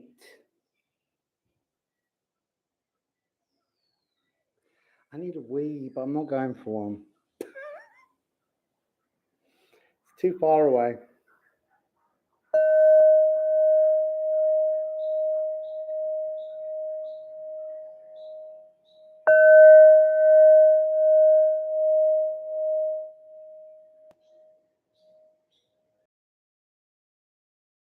So I don't live here, Organic Silver Moon Designs. I move around the world and stay places, and this is the house of my hosts at the moment, and it's a mango orchard. And I've been here for a while, having some implants fitted, and then they had to be removed because I had a reaction to them. So I'm just a toothless old git at the moment. So, what was that bell about? Well, it was about soften everything. You've got to sand off all your harsh edges. You've got to become as smooth as a tumbled stone. You've got to, it's almost like saying the energy of this card is, or these cards, is somehow about, when we talk about a diamond having many facets, and you show a different facet to all the different people that you meet, and you need to just show one facet, your truth, your smooth operator,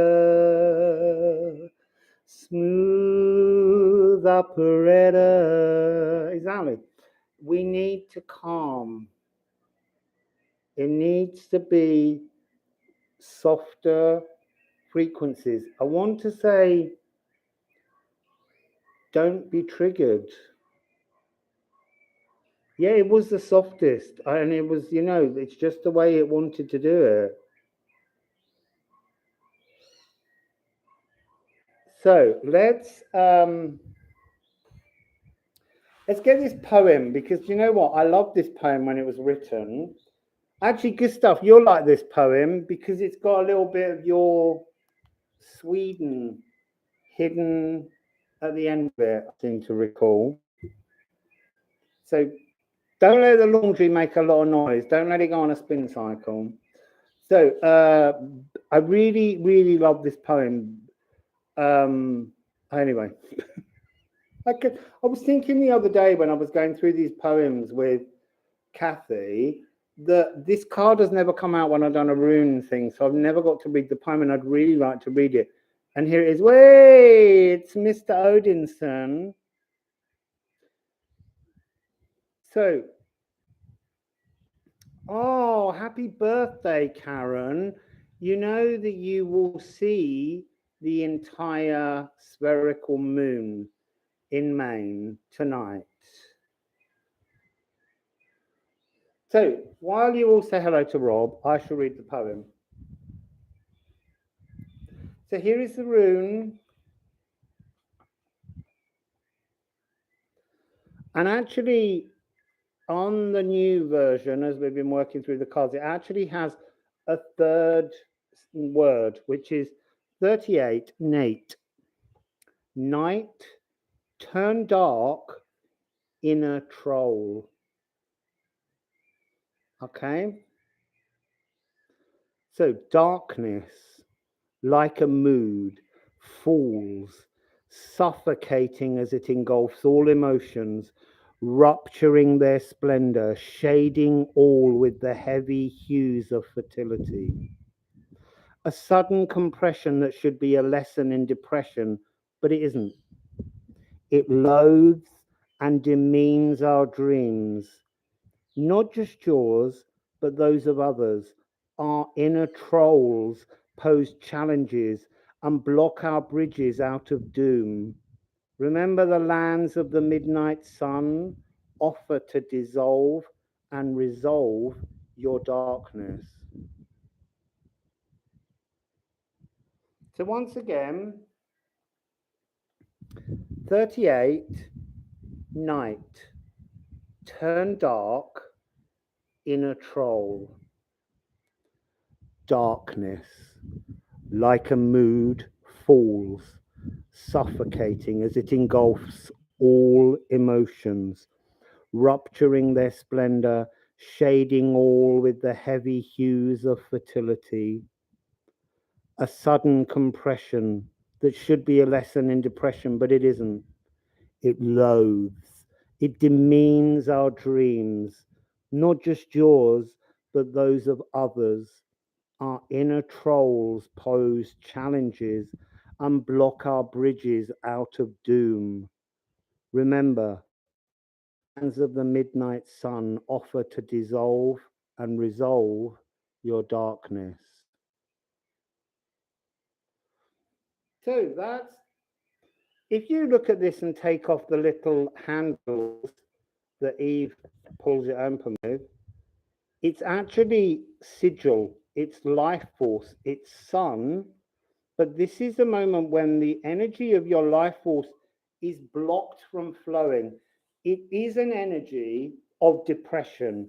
It is an energy of being harsh on ourselves. It is an energy of despair that we fall into. But yes, exactly. The midnight sun reminds us that he's getting close to the time of the midnight sun. Gustav is in Sweden. And this is this moment where it's a reminder in a place like that, that actually the light never goes out. There's always a glimmer. And that's what we're trying to find here, is these glimmers. Also, we need to remember the inner troll. We need to remember that we all have the ability to troll ourselves through depressions and to troll others. So I do a thing on here now where I say subscribers only can comment, and you need to subscribe for 20 minutes, because I think if there are these people out there that like to pop online and just be abusive to a community that doesn't need their assistance in their hatreds, because we don't focus on that energy, I think they need to hang around. And I think they need to spend 20 minutes listening before they start being abusive. And it's, on the whole, it works. It just gives a kind of a cushion. And that's a moment to just remind people to keep their inner troll in check. Yeah, it really was, Rob. It was a really handy thing when they added it. I mean, I don't think 5 minutes is enough, because they can wait 5 minutes. But 20 is annoying, because then they might start hearing nice messages.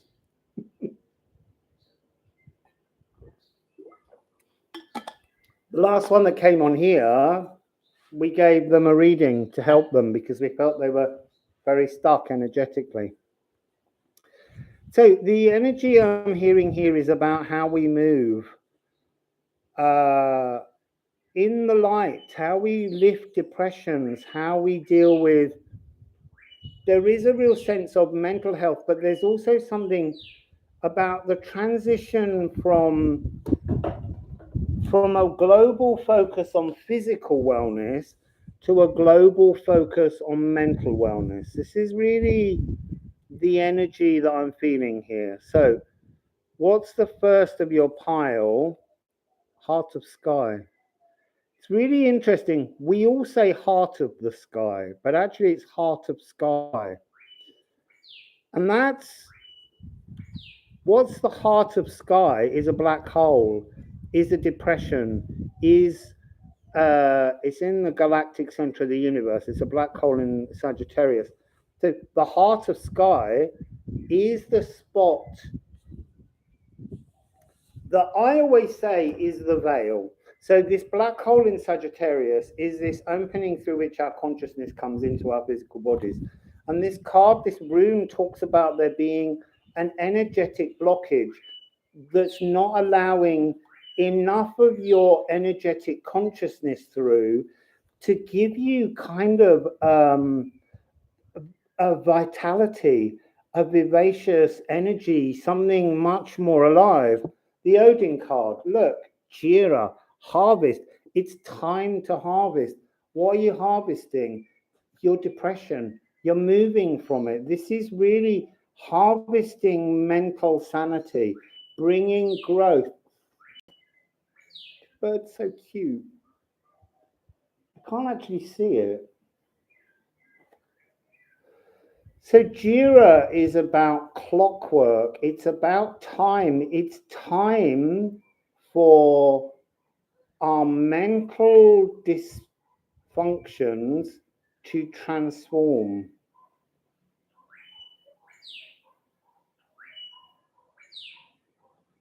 Yeah, no, I agree with you, Bird. We're going to get rid of all the mental angst. So, just let me look at something.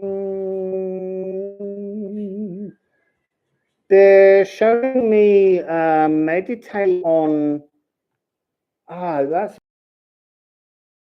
energy, which I've mentioned, right?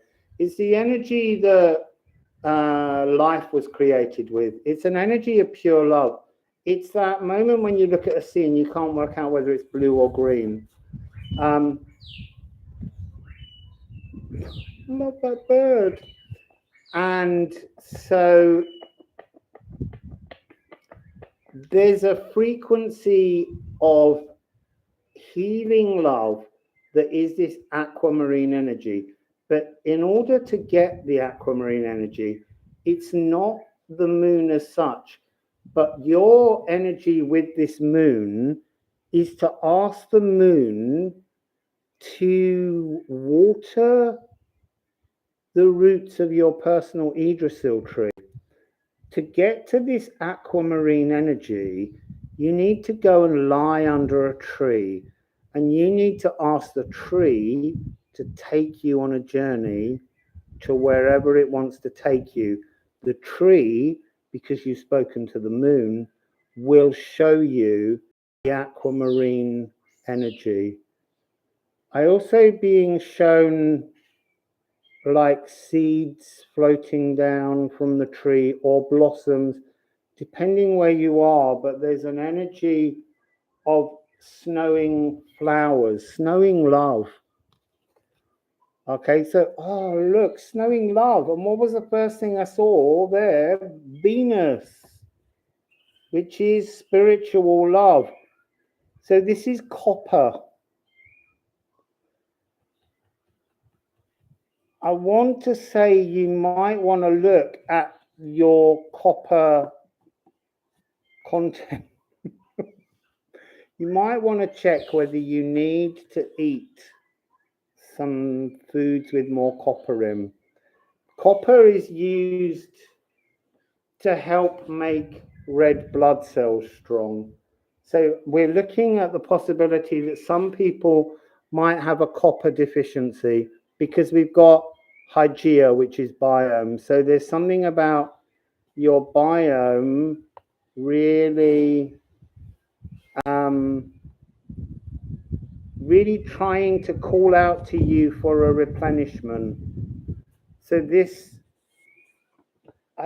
they're saying that there's a mineral deficiency as well as an energetic deficiency that's causing you to have your depressions. Look to your biome, look to refueling, but don't really try and do it through tablets and through supplements. Try and do it through food. Yeah, copper flask would be great.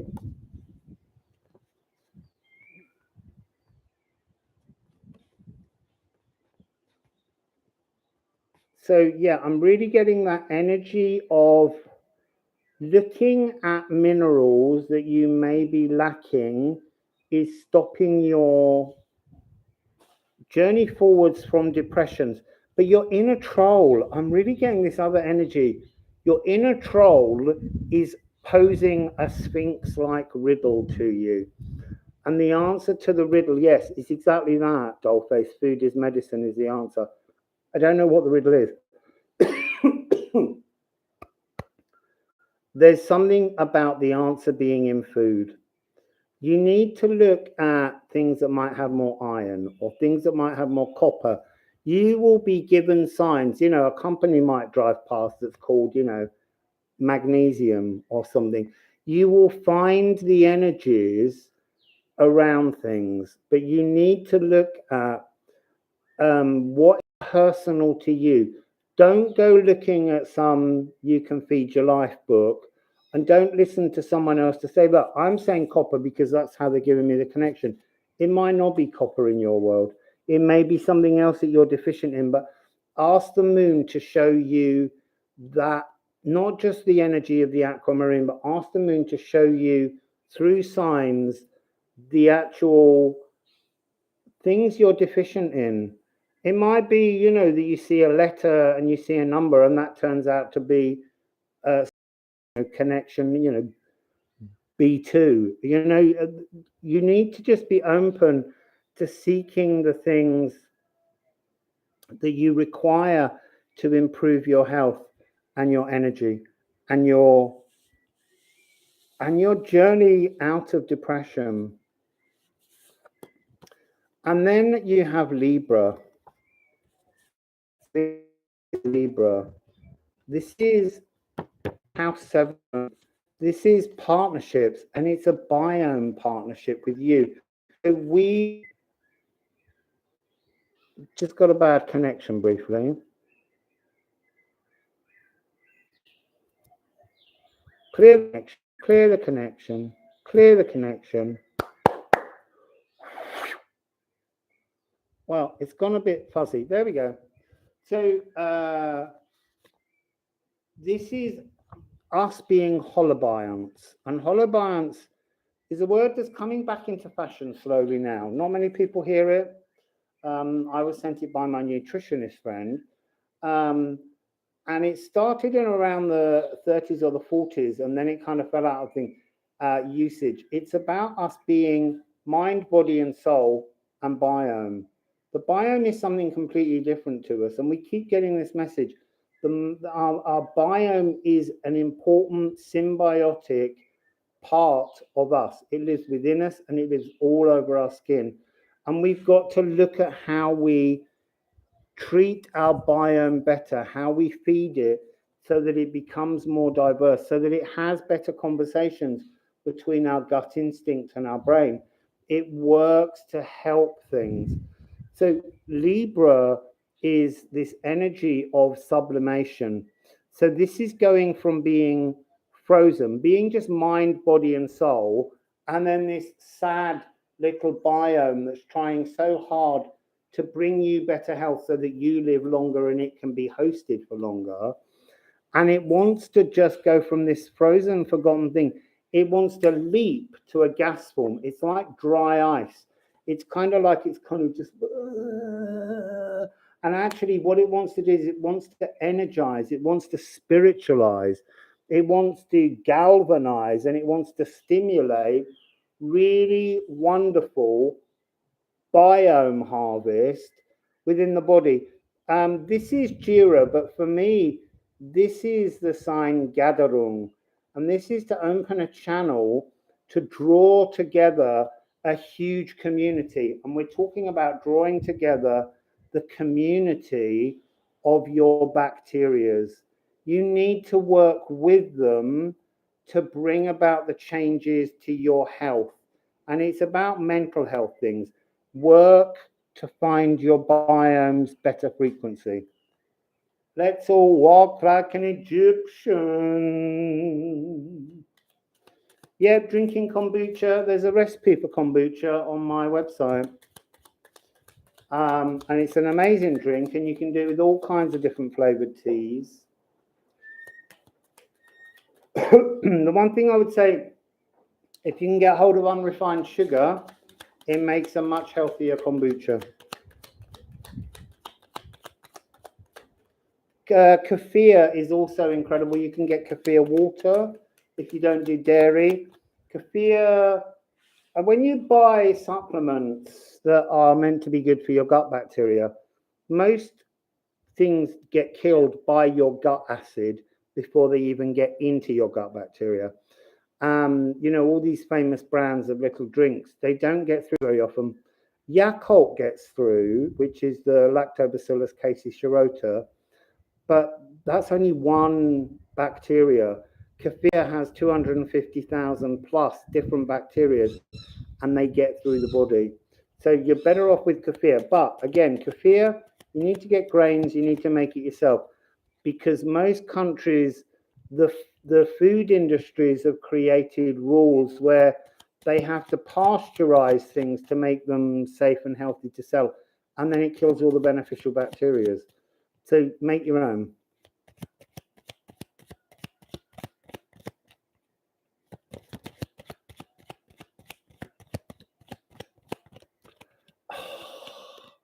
I love this card. It's the blank.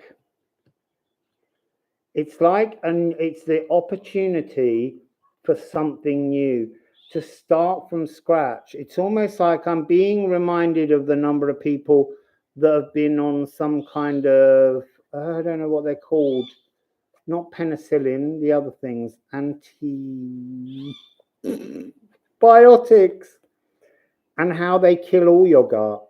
So it's like it's showing me your gut is empty.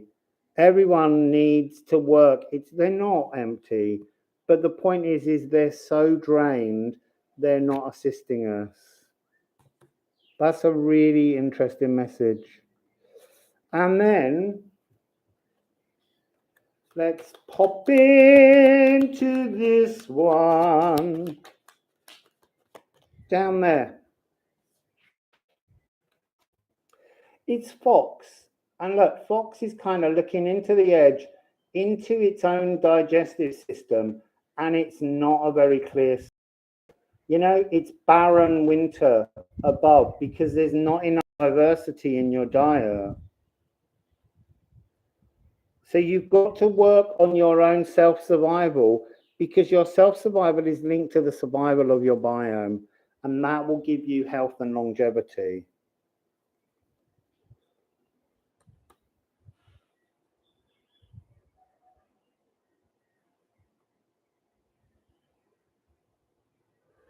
Wow, Brandy, that's really interesting.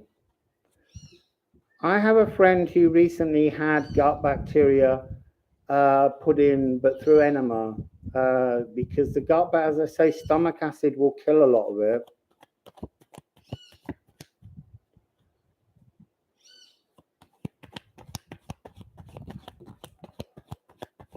Really interesting message. You've got the 9 of Wands. This is the eclipse tunnel. The strength you will get when you come out, if you start to work with the diversity of being, and it's usually a spiritual warrior, but I want to say that the energy they're saying here is to be a biome warrior, to be a warrior of your own biome, to go and see and taste and eat and use different foods. So, and then, oh my goodness, this is powerful. Look at this. 1 and 2, the magician and the divine feminine. This is almost saying that energy we keep running into now, the divine androgyny, comes through your biome being one with you. It's part of the whole. It's mind, body, spirit, biome. We've got to stop missing the biome out. It's really, really powerful energy. It's creating life. It's creating thoughts. It's bringing an end to the things that depress your mentality. And it's all done by finding a greater diversity and connection to your biome. But don't forget, you've also got to do a meditation with the aquamarine energy with a tree. So that's yours. We just got one more to do. And then we're all done.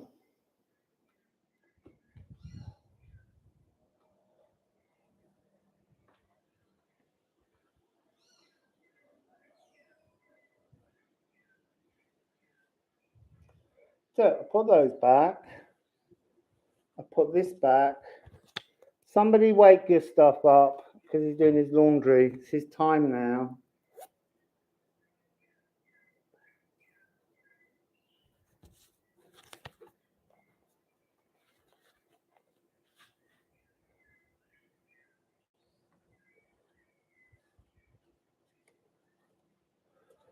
Okay, now I really need a wee.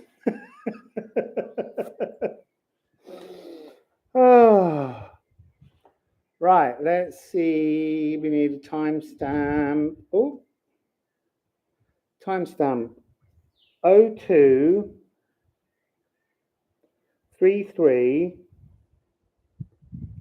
13. I'm going to put. Okay, so there we go. We got all of the timestamps. So, did you pick? Yes, you did, Gustav. Did you pick Hell 76? Returning Light. I put the cards under the bowl. I'm going to have a sip of water. Let Eve's got all the timestamps now.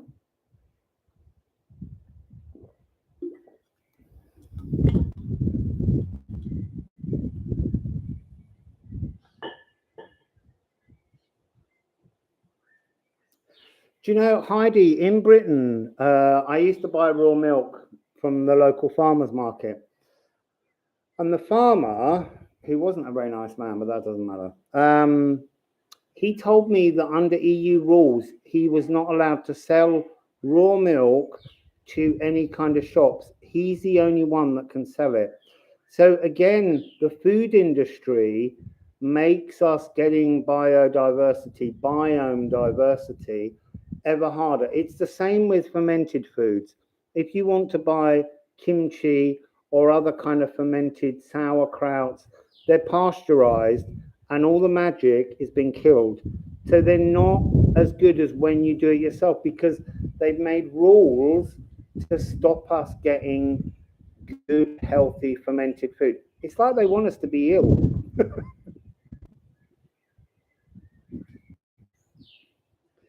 So, Hell, the returning light.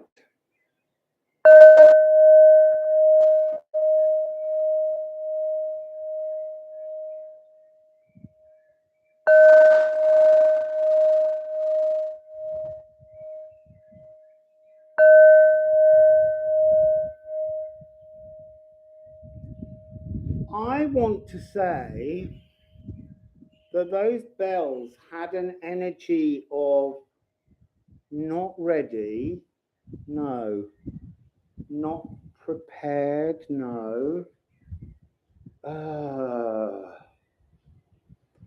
There was an energy there of not being ready for your own light.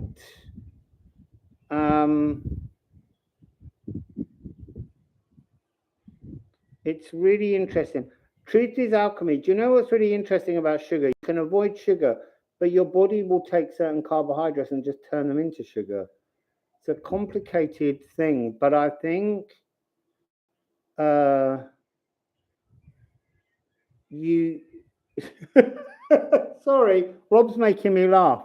You can't get good kimchi, but you can get pink sludge into a hamburger. What am I trying to say with this message? There was a bird that just came by. It's something about not being ready to turn your light back on. I know we just come out of turn dark, but this is returning the light. But the lights, I'm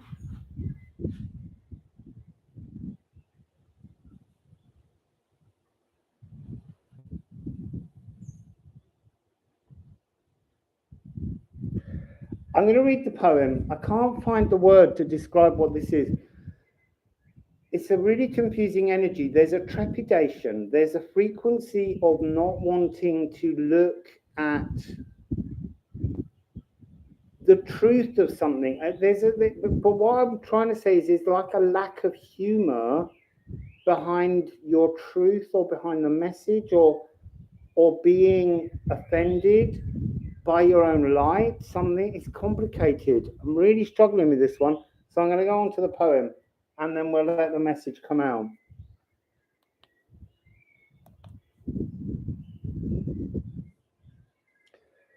So, hell, returning light. So, 76, hell. Hell, returning light. Beautiful, bright, childlight, blighted by mighty Odin in fear of his fate. To approach her is to invoke her, but remember, she even refused the gods their request because she is more sage, knowing as she does that death is a parallel dimension to life. Hell's disruption opens the portals of divine reconstruction. Only she is free to be in all 9 realms. Hell tells all that everything will die. So do you need your jaded, faded light returned to guide you through life? Burn like hell, brightly. I think that's the energy I'm getting, is do you need your old, jaded, faded light returned to guide you through life? No. You need to burn like hell, brightly, because she returns the light to the world after the destruction. So 76, Kathy's given me the thumbs up on my poem I redid with her. We had a bit of a giggle about Burn Like Hell when we changed it.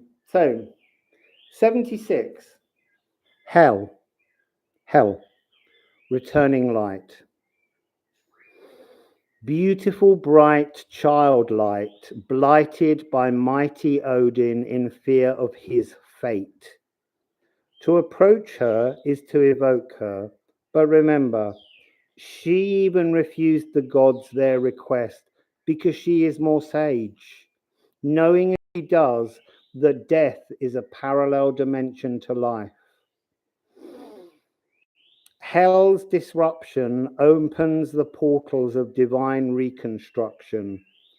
Only she is free to be in all 9 realms. Hell tells all that everything. Your jaded, faded light return.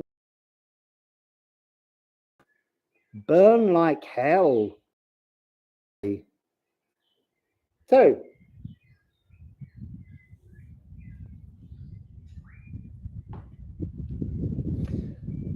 we have hell. You were born in 76. It's hell's year. Oh, perfume again. Oh, gorgeous perfume. So, oh, look. Pachamama. I'm also wanting to say Sacsayhuaman. There's another temple just outside Cusco. Huge stones, bigger than me, massive, with not like, couldn't fit a single slither of paper between them. Yeah, and there's wind picking up. What am I getting from Pachamama? The depths of the darkest recesses of the earth are returning new energy. So what am I getting from that? I'm getting the energy of having been on steroids, of being roid ragey, but as an element, as the earth. It's like it was such a dominant frequency that it became an unholy cabal. I don't know where that came from.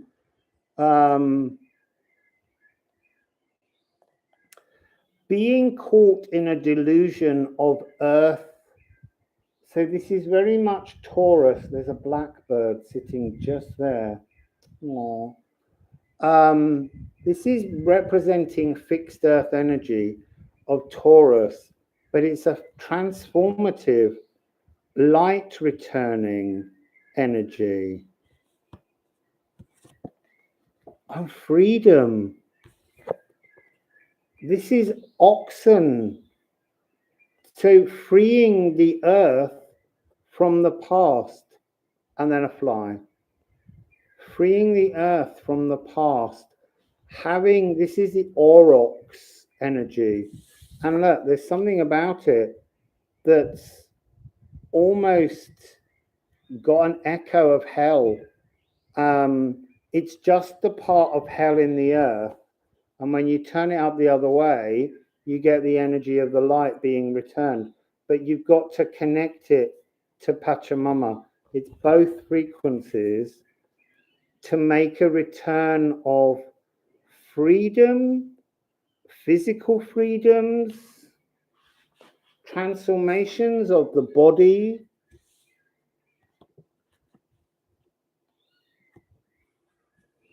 And it's a healing.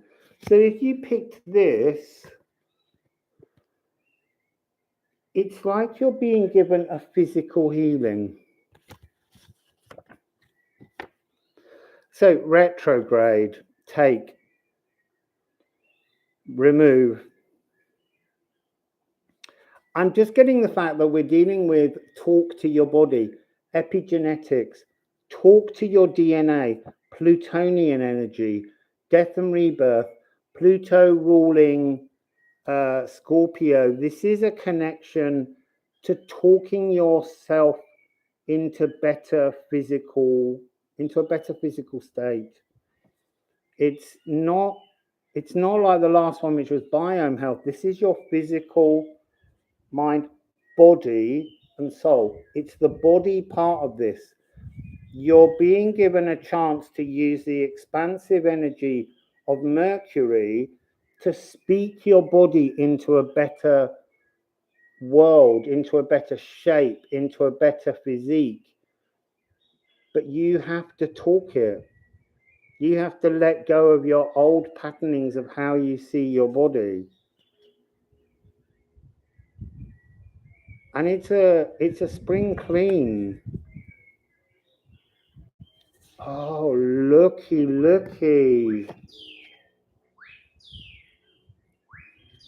Chiron. Physical wounds. Nervous system. Your nervous system is being rattled by physical wounds. So there's some part of your physical body not able to communicate to yourself properly. And then we've got house 8. We've got Boyle. This is Scorpio again. So this is real eclipse energy working on the physical body. Chiron is around 14, 15 of Aries. And that's the light. Remember, Chiron is the wounded healer, but Chiron is also the healed. So Chiron is at 14 degrees. What am I getting from this? Let me just look. Oh, it's coming back to Chiron and the Venus in conjunction. That's why I had to look again, keep forgetting it. This is what this is. scalding emotional wounds. We're coming back to the first rune reading, but before it was an emotional reset. This is a physical reset. Last time it was pulling your heart energies together. So this is returning us to primal wounds that have affected your emotions. And they've been, I want to say that they've been, these emotions have been a hindrance to true sexual expression. I'm getting the sense of things that are your deepest sexual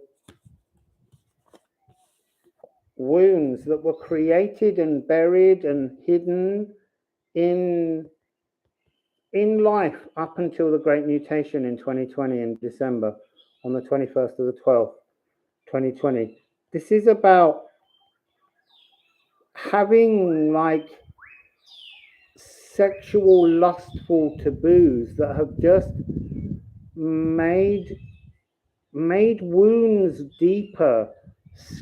You know, it's like having a paper cut and then pouring lemon juice and salt in it continually, and it's just getting more and more agitated.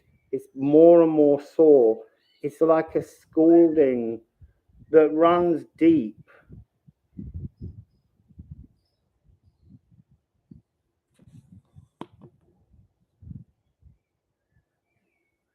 Okay, so let's tune in to the Egyptians. So it is like a deep sexual, emotional scarring that's never been explored properly. It's like you've never had the best sex yet of your life.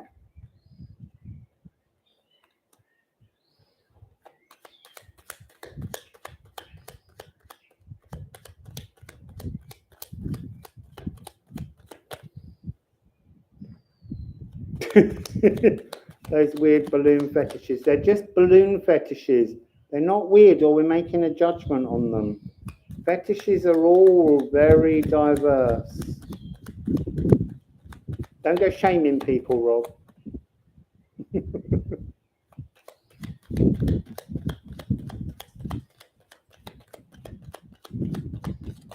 It's really interesting. I want to say it's like you don't want this being discussed. That's how, not shaming as much as it's difficult to talk about. And that's why we've got this retrograde Pluto Mercury energy. Look, you don't have to discuss it on here. I'll talk it. And you need to talk it personally to the moon tonight. You know, if you want to move on and have really gorgeous sex, you got to do this. You got to move your own body on. Look, this is the magic of mirroring. It's come out again. The magic of being at one with another. And that is deep, loving, sexual magic.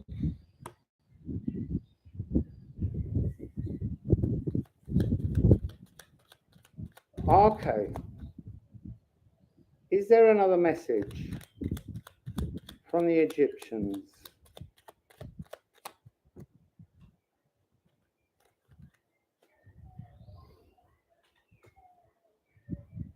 Yeah, look, this is sensual music. This is a different kind of frequency. You know, plucking at those harp strings, you know, there's something about you can't keep having sex in the dark. Yeah, moon sex, in the moonlight. I'm hearing that song, Dancing in the Moonlight.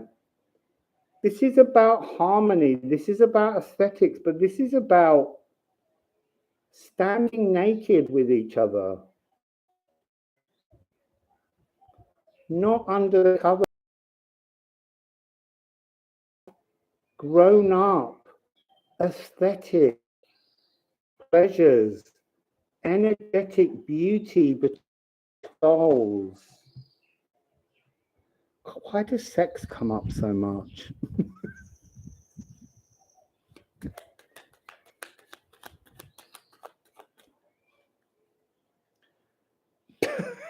You see, you worked in a pawn shop and I'm not going to tell you my story. La la la.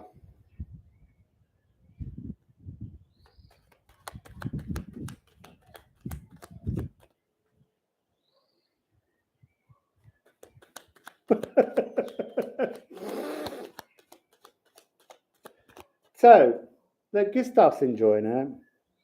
He picked this one. He's waiting for his best sex ever.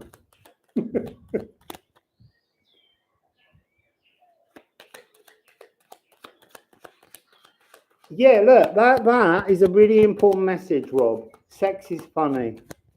And it is funny. I have upset so many people by laughing halfway through sex because it's funny. And the worst and most comical thing is people pulling a sex face because they think it's sexy. It's not, it's stupid.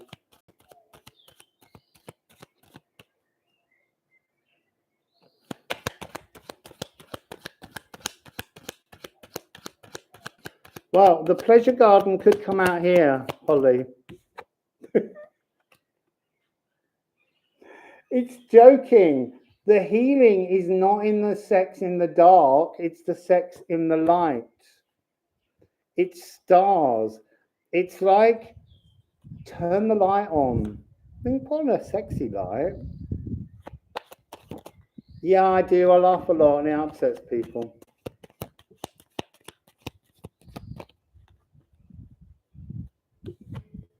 Look again. Sex in the moonlight. You can do the sex at night, but do it in the moonlight. Use that wonderful silvery light.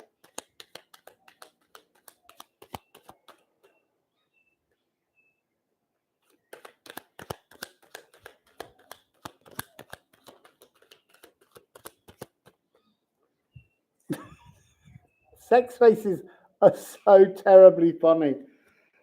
They make me want to laugh. Look,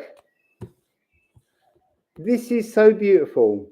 We had the stars, we had the moon. Sex in the light.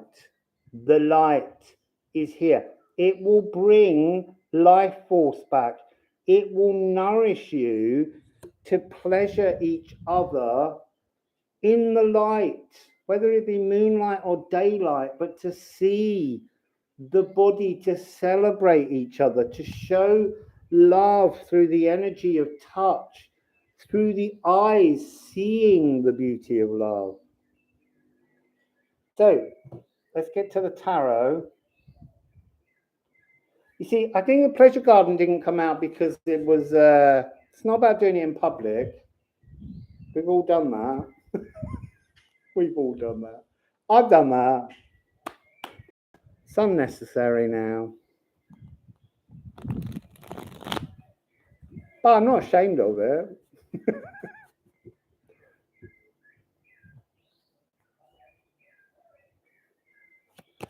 Right. I don't really want that one, but it's the Emperor. It's about being pruned, but they're saying prude. Don't be a prude. It's really interesting how they can change the energy of cards sometimes. Hang on a minute. Right, so this is coming out as a really big siren. It's the Five of Pentacles. It's being shut outside. Look, if ever there was an energy that was this full moon, it's sex. Because it's scorpionic. It's a full moon, and that's returning a light energy, an understanding after some kind of destruction.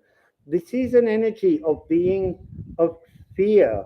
This is an energy of thinking even by turning on the light with a lover and looking at each other, that somehow the whole world is going to find out that you looked at each other. They're not. This is like a weird frequency in which your own thoughts are shaming you in the morality of others. Whatever you've got as a sexual kink, explore it.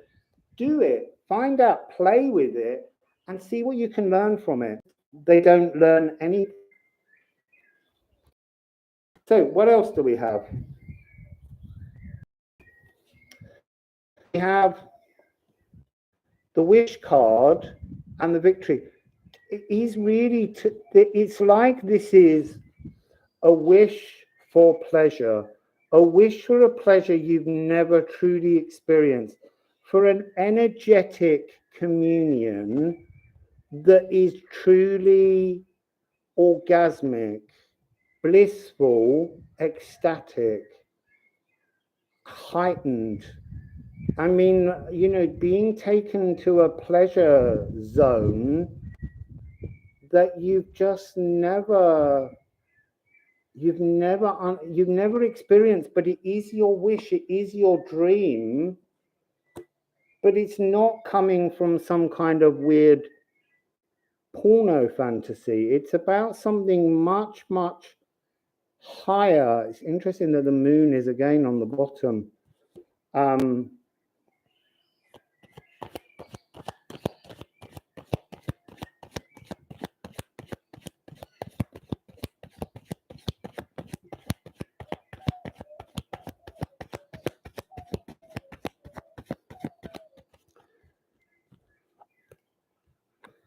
You see, it's being given this energy of not understanding the truth of sex. And I am saying sex because sex comes in many forms, but there's also making love. And it's not understanding that difference that creates a kind of energetic fear of being shamed. There's no shame in making love. And you can call it sex, but there is no shame to be had in it. It's a beautiful act. Look, I'm living in a jungle. The thing about the jungle is it rages to live. What does it do? Everything has sex with each other here. I mean, I'm talking plants, I'm talking insects. Everything has some kind of energetic reproduction to be. And yet somehow in the human world, we limit pleasure. And we have a wrong attitude towards it.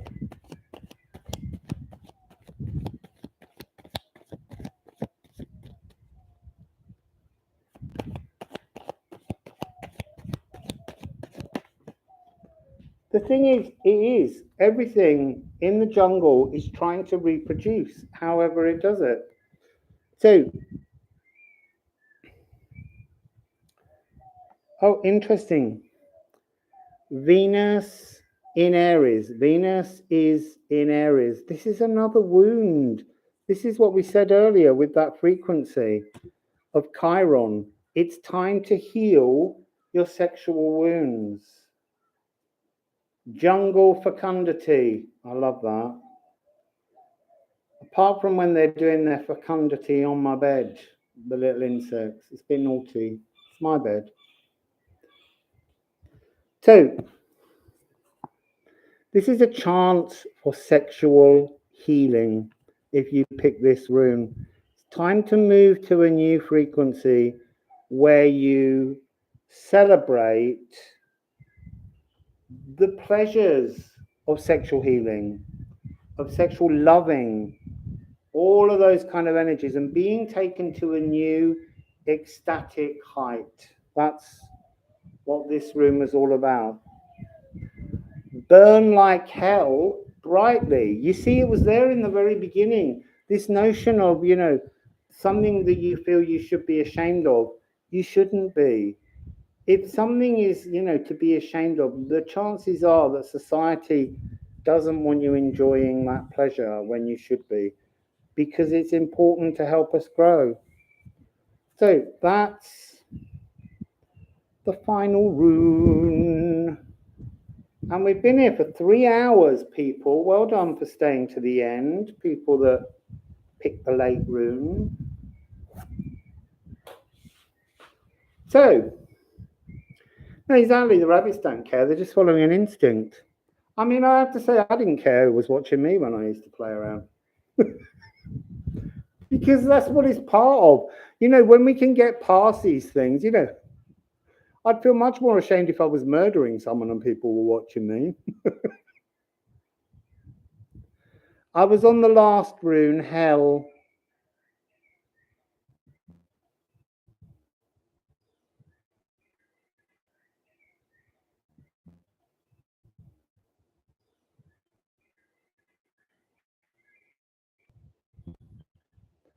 I'm just reading.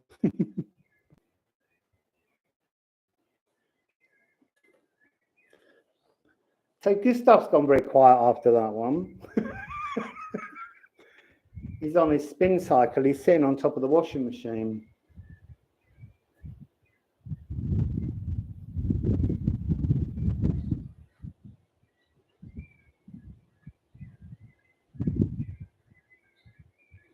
It's a pleasure, people. So this is really my 4 of 4. This was my lunar eclipse. And look, what's the time now?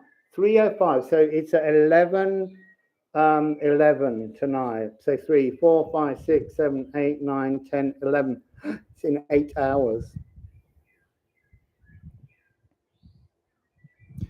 Do I pick a rune in these? No.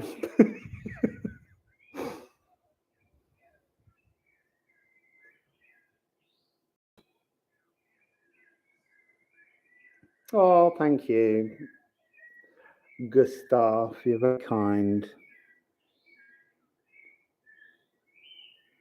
Yeah, happy full moon lunar eclipse in Scorpio with the sun in Taurus. We've also been in the Via Combusta. The moon's been in the Via Combusta, which is 15 degrees of Libra to 15 degrees of Scorpio. It's just come out. It's going to hit the south node and then bam, eclipse. And as I said earlier, all of the dawn and dusk frequencies of sunrise and sunset will be the only thing illuminating the moon, and it will become a dusky sphere. Be absolutely beautiful. How's it going with my teeth? Terrible, but I'm fine. He gave me a denture, which was a temporary one. It doesn't fit very well, and I'm a little bit sort of miffed. I just want him to make me a decent, proper denture that I can wear just to have some teeth in briefly. It kept making me gag. And he said I had to try and eat with it, but I'm just biting my cheek, and it wobbles so much that it's deeply unpleasant when trying to eat. So I don't know what I want to do. He wants to put more implants in. I don't want that yet. I think I have to learn to deal with the lack of teeth and see how I can get on with a denture. And then I'll think about it maybe in a year or something. But, you know, it's a good journey. It reminded me that it was a journey. My father was very ashamed of not having teeth, and he wouldn't even sleep without them in. I mean, my mother knew he had false teeth, but he just never wanted her to see him without them in. Yeah, the Fixodent's horrible. It leaves a horrible glue all over my gums, which I don't like. So I don't know what the solution is. At the moment, I'm not bothered whether I've got teeth or not. I'm still me, and I can eat without them. Maybe in a couple of years they'll regrow teeth. They said they've got that technology coming along, and I wouldn't be able to do that if I had implants. So I just see what gives. I'm really not that bothered at the moment. The only thing is, obviously, I had 2 really aggressive operations where my gums were cut open. Firstly, screws were drilled into my jaw, and then the second time you have them, you had to drag the screws back out. And you know, it's just my journey. I don't know. Maybe we don't need teeth. Maybe they were interfering with my channeling. Night, folks. Yeah, I would say it's been awful for him, but it hasn't. I don't think of anything as awful. I think of everything that comes along as being something to teach you something about yourself. I don't know. Maybe I'll have an implant.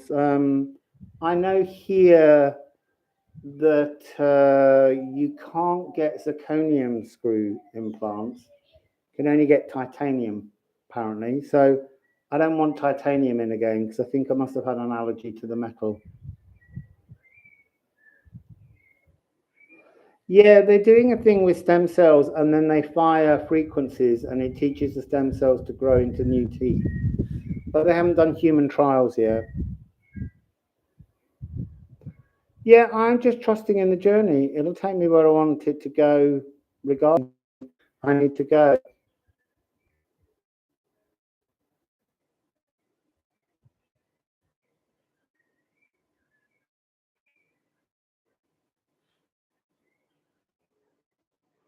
Yeah, the sounds are good without the teeth.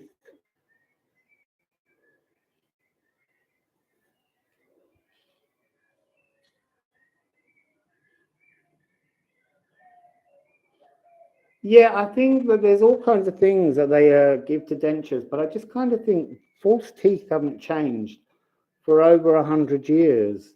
And you just kind of think there's all these wonderful new products available. Why can't they do something that's more comfortable and easier to get along with? It doesn't really make any sense to me. I've got no idea actually when I lost my front teeth as a child.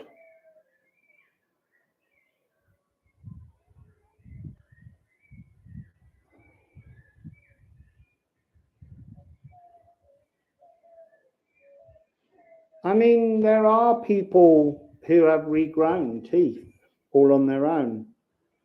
Maybe that'll happen. I don't know. We're in a new energy. All sorts of things are possible. Yes, everybody, have a beautiful moon night with the lunar eclipse. I'm so excited because we're going to be able to see it at 11:11. Oh, look, it's in exactly 8 hours now because it's now 3:11.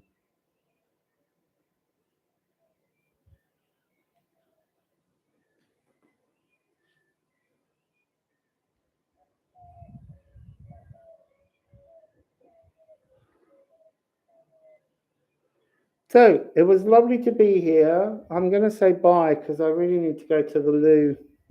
Oh, do with some more water just to make that trouble a little more pressing.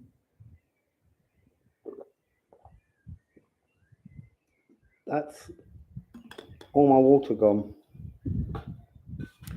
So beautiful people. Have a beautiful time. I will be doing more readings. I'm just doing a lot of work on the decks at the moment because I really want to get them to the stage where they're printable and sellable as quickly as I can. So I'm spending a lot of time doing that, and I don't know what else is coming, but it's all, there's so many exciting things coming, and it is a joy to share them with you all. Melanie, I really think they can. You can say a mantra, create a mantra about how as the hair grows on your head, as the skin grows on your body, all the things that the body does continually, you can say that your teeth do it too.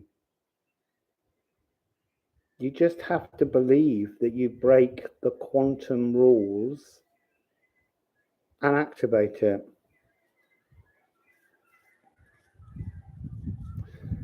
Did they fail? Yeah, I had an allergy to them. They went in, and instead of after 3 or 4 days, the swelling going down and the pain going away, my mouth and my face just stayed hot. And in the end, I pushed one of them through the front of my gum and broke my bone to bring it through. And it came out with a piece of bone attached. And so then he had to look inside and he had to remove all of the implants. And so he had to undo my gums again and dig them all out and clean out everything. And he had to put a piece of bovine bone in to the area that I somehow broke. And since then, I've just been healing. I'm waiting for the denture. He gave me the denture, but it's not, I want to say it's not fancy enough. It's not permanent enough as a denture because he thinks he's going to open my bones and drill in again, and he's not. I just need time to heal, and I'll just have to deal with the denture for the time being.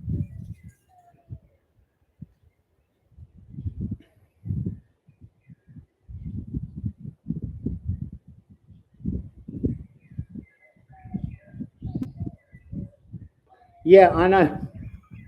I do. The cows follow me now. They're like, you got a bit of us in you.